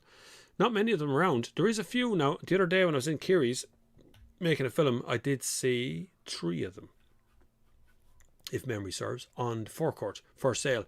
There was a one there that I really liked the look of. It had a splitter at the bottom of it. It looked like a real cool looking version of the car, because they're all basically the same underneath. Robert Mulhall, Bob, any options of the Mustang Mach-E? No, Ford have been so slow, even putting out a press release about the Mach-E in Ireland. How much it's going to be, where we're going to see it, how long it's going to be before it gets here. You see, the problem is the shortage of everything, essentially. Shortage of chips for all cars, shortage of batteries, shortage of just places to build things because of Brexit. You have to remember, last year there's a huge big 8-month hole in the year of building cars. That's the problem. That's it. That's the big issues, a backlog of stuff. People are ordering cars now, won't be delivered until 2022. And so we're still looking at that Mach-E moment where Ford is going to come along and wowed a lot of us with their technologically advanced stuff that's really brilliant. And we're still going, you know, Ford, you still make the F-150. And you still make the Ford Ranger Raptor. You still make all these other cars. Why are you making a Mustang Mach-E? Truth be told, I would actually just buy a Mustang. I like Mustangs. Mustangs are, you know, cool. Actual ones, 5-litre ones. They're nifty. But I'd love to see the Mach-E. I'd actually love to drive it. Just see if Ford are as good as they think they are. But unfortunately as well, on the flip side of that, Ford Ireland are near as makes no difference shut. They're much more of a skeleton staff than it used to be. And so most of Ford operations now is done from Ford UK. So we are very much further down the queue of cars that are coming in. So you will start to see things from the UK first. Jamie Healy. Well, lad. That's a very... Are you from Laois? No? Here's a good one for you. I live in Drogheda and had to insure a 1.6 Focus at my address is €4,500. But if I put my address as my nana's, which is just outside Drogheda, it's 1,700. Now, you see, that is the wonderful point of the insurance companies of this country. Address does play a factor. And so if you live in an area where your car is more likely to be damaged or crashed into or stolen, obviously the insurance rate is higher for that area. But it's funny that within Drogheda zone, within that same area, there's such a dramatical difference in price. So the biggest factors on price of insurance is, first of all, obviously the car. So the size of the engine and what kind of car it is. Because insurance companies don't want to take a chance on you, even though that's why you're buying insurance, so you can take the chances. But anyway, the point of insurance is the size of the engine, the price of the car, the kind of car it is, obviously.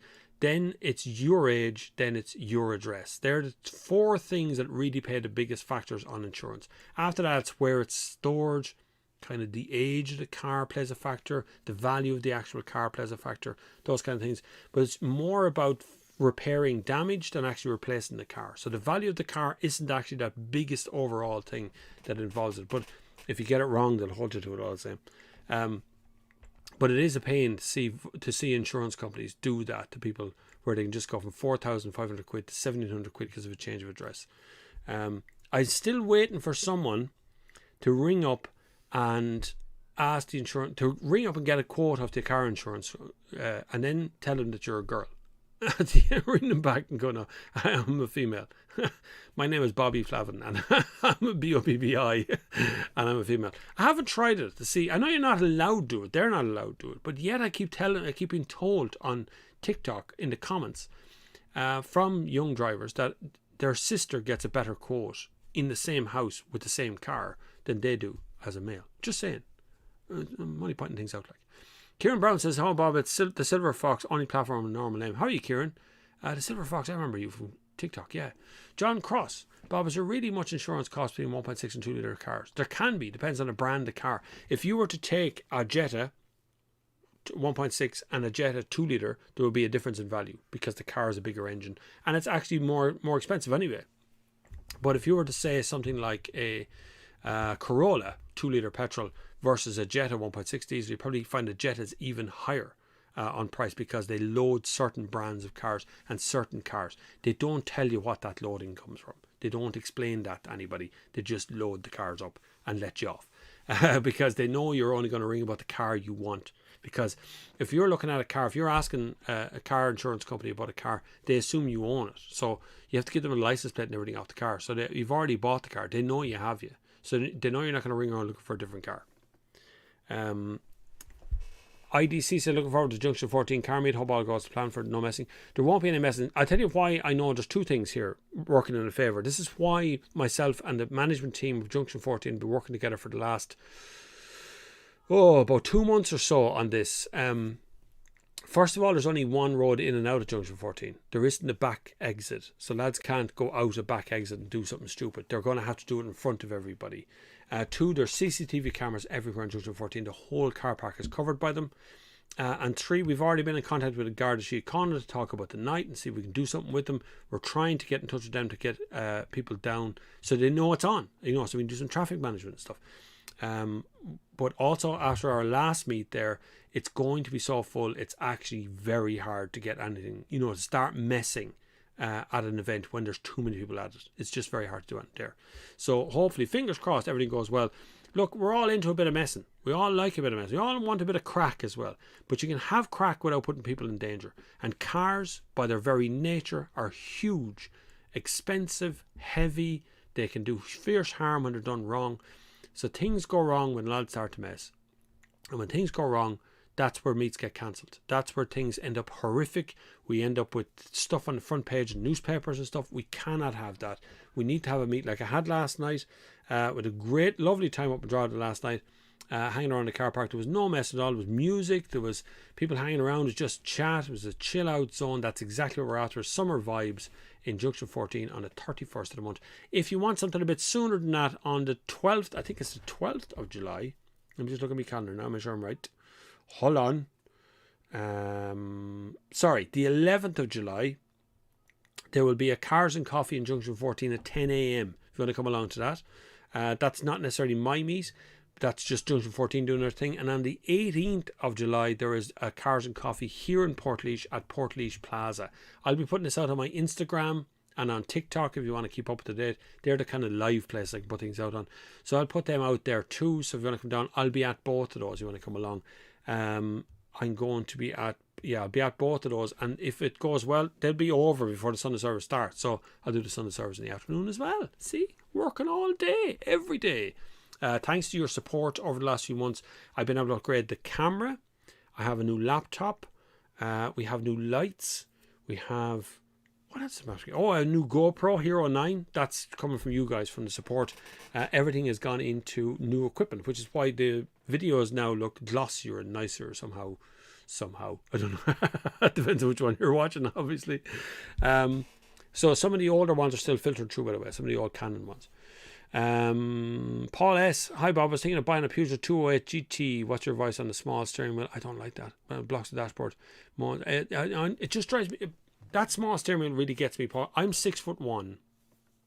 I don't know what that is in meters. 1.3 meters or 1.2 meters. Something like that. I'm tall anyway. So when I sit in any of the Peugeots, I can only see maybe the bottom half of the instrument binnacle or the top half. Depends on where I put the steering wheel. And that small steering wheel means that you're doing this on a motorway the whole time. You're this constant sort of tugging at the steering wheel. Because it's so small, it's very sensitive on the motorway. Peugeot went with a few years ago. Day one, car one, I got in a minute. I don't like this. The steering wheel is too small. And everybody goes, like a go-kart. And I'm going, yeah, but I don't like it. And they've stuck with it ever since. I don't know why. Because I've driven the Peugeot 208 with the small steering wheel and the Opel Corsa with the normal steering wheel, and the Corsa drives way better. It's lovely. So I find myself recommending the Corsa now instead of the Peugeot. Peugeot, stop that with the steering wheel, will you? Hellhound says, what does AdBlue mean that you can drive with diesel short starts, upturns without plugging up the DPF? Not really. AdBlue, so AdBlue is put into the fuel. What it does is lower the temperature that the soot can be burned inside the DPF. So DPF is a diesel particulate filter. It captures the diesel particulates, the big heavy stuff going out. And then the DPF runs a cycle and it heats up like it glows red and it burns that soot off again a second time, making it lower CO2 and lower NOx every time. AdBlue allows that temperature to be even lower so it can burn more particles. That's really all it does. A diesel should never really be used for short journeys anyway. It never gets up to temperature. If I drove a petrol and diesel car side by side, both starting dead cold, the petrol would be warm in probably half a kilometre. A diesel won't be warm for maybe 10 kilometres. They take a long time to get warm inside the engine because of the way they combust. So a diesel engine uses the pressure of combustion, the speed of combustion, or the speed of compression to combust. So the piston goes up into the cylinder very quickly, and as fast as it does, it causes an explosion at the top, and that comes back down again. Whereas petrol uses a spark plug. So it compresses, the spark plug ignites, and then the fuel comes back down burnt. And so a diesel takes a lot longer to get warm because it hasn't got spark plugs. Whereas the petrols get warm straight away. So you should never really use a diesel for any short journey, not any really short journeys. I'm talking about just, if you're driving from, like us here, my wife's gone off to the shops there. So in that journey, she's probably going to cover 4 kilometres. A diesel wouldn't even start to get warm there. Not even close. You're doing harm to the engine at that point. But that little Leon, 1.6 petrol, it'll be hot by the end of the road. They're lovely yokes. One of the coldest mornings I ever had here, freezing cold, I had a VW Up 3-cylinder engine. And I walked outside the door, I started the car, and I drove around the corner, and it was warm. And it was already heat coming out of the heating thing, and it was freezing outside. It was like minus temperatures, and I had to drive to the airport, and it was lovely. It was a joyful little car. I should have bought one. That's one of the cars that can buy. That's Skoda Citigo, Say It Me, and VW Up, where 3 cars came out, and I actually regret not buying one of them. I should have bought one at the time. Wow, that's gone lemony now. Woo! Fast Race 14 says we have a 2006 N2 Polo 1 litre petrol home, and it's a bulletproof, better than newer Polos, heading for classic status. Same as my Leon. Like, my Leon's 17. I might as well just hold on to it now, like. One owner since new, you'd be surprised how fast it clocks up. I didn't even notice the last 10 years. The car just worked. One of those, it's not like something that's always in and out of a garage. It's always going, oh no, this thing's broke down. It never seen the inside of a garage because it never done enough mileage. So it never really had to go and get anything major replaced on it.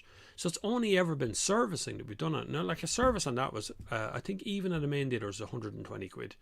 I could service for about 70 quid. Buying the parts myself and doing it here, but like any good car, it just keeps going. Now the air conditioner's broke, but that's been broke since like year 1, because Waters, the place I bought it, hadn't at the time when I bought it, 2006. I think it went in 2007. There was no one in Ireland at that time who could fix air conditioning. No one. We were selling cars with all the air conditioners in them. We'd no one to fix the things. By the time someone came around to fix them, it had been broken so long that we just forgot about it. So we don't bother. And we never needed it anyway. It's fine. And I loved it. And so it's always hung around. So you have like a 2000 car there. Sure, hold on to it at this stage. You might as well at this stage. It's not worth getting rid of. Another car I sold and I should have never gotten rid of was a Toyota Carina E. I had it. I sold it. And I forever regret it. It was a 97. 2007, 2027. So it would be coming up on 20 years old or 30 years old anyway. Amazing car at this stage of nearly 30 years old, and it's still on the road, and your man still refuses to sell it back to me. But it was mine from new. I serviced it every time on my own. I did everything to that car. If it needed a windscreen wiper, it got it immediately. It was my favourite car of all times. I was able to do 800 miles to a tank of petrol for the lean burn engine. And it was never a taxi, and I bought it in Fitzpatrick in Kildare, and I absolutely adored that car. I used to polish it regularly the day before computers, before I had any time to do it with anything. But it was a lovely car, and I miss it. I still miss it today, and I'd buy it back if it's ever. I'll check with him again. He's still on the road. Paul S says, Dave Davis, thank you to pick the right car for your daughter and a Seat Leon a couple of years ago. Great car. I love Seat Leons, but the modern infotainment system is very annoying. I have to say, it really is. Where else are we? You're all answering each other. You all answer your own question. Anyway, listen, I'm going to wrap it up because it is now 5:54. We've come to the end of the show, but we've got some housekeeping to do. Over the next few months, Alan Acaster had a Carina GTI. I had one of them years ago, long ago with the Mark II. Yes, it had an MR2 2-litre engine. Long before I actually had that 97 Carina, I had the older Carina GTI. But anyway, housekeeping. So, over the next few weeks, we're back as normal, but some of the Sunday services will come from a car meet or from a car destination or something. So they'll be live, but outdoors, because that's what summer's all about, right? So we're trying to do something a little bit different. I had to arrange things, so I bought the iPhone and stuff as well. Get better camera on it, better mic, better everything, and I can hook up my wireless mics to them and stuff. and we'll do something interesting in a live sense over the next while. Also, put in your diaries what did I say was the 17th of this month, or the 11th, 12th of this month? 11th of July, Cars and Coffee Junction 14. I will be at that. That's at 10 a.m. The 18th of July, Cars and Coffee in Portlaoise Plaza. I will be at that as well. And the 31st of July, Junction 14 meet will actually take place, which will be at 7 p.m. that night. If you're coming to that, for God's sake, get there early. It's going to be jammed, I think. And getting people in and out of that one area is actually, we found last time as well, is quite difficult. We're putting some traffic management rules in place now, so you'll have to go around the entire place to get in and out. But it was absolutely brilliant the last time we did it, so we're hoping to do that again. You can follow me over on TikTok or on Instagram. I'm also on Facebook. I went through a period where everybody on Facebook was suddenly asked me to be friends on Facebook, but then I realized that Facebook has a maximum of 4,000 friends. That's it. So I'm near that 4,000 now. So I've created a Republic of Motors page, or you can join the Sunday Service page, which is attached directly to this broadcast every week. That's worth a follow if you want to get over to that, because it's just a good little place to hang out. Lads just post nice, interesting things there. Just get on with their lives. It's lovely. Republic of Motors is more about events that come up. If you know of an event, a car event, you want it publicised, and it looks like a genuine one, we'll put it on the Republic of Motors Facebook page, and you can get 4,000 or 5,000 likes or something. I don't know, 5,500 followers on that page as well. So I'm everywhere. If you want to get in touch with me directly, my DMs are always open. At any platform you find me, apart from TikTok. It's bloody impossible to manage the DMs on TikTok. So use Instagram is probably the best one if you want to get in touch with me directly about something, or you have a problem, or whatever it is. Talk to Joe, talk to Bob instead. It's the way to do it. Thank you very much for joining me on the first one back of the year again for the last 2 months. It's been brilliant to have you along. I hope I see you here next week. And don't forget bobflavin.com if you want to order some stuff. These t-shirts will be up there next week. Anyway, look after yourselves. And until the next time, I get to say this again. Are you ready to say it with me? And until the next time, I will see you on the far side.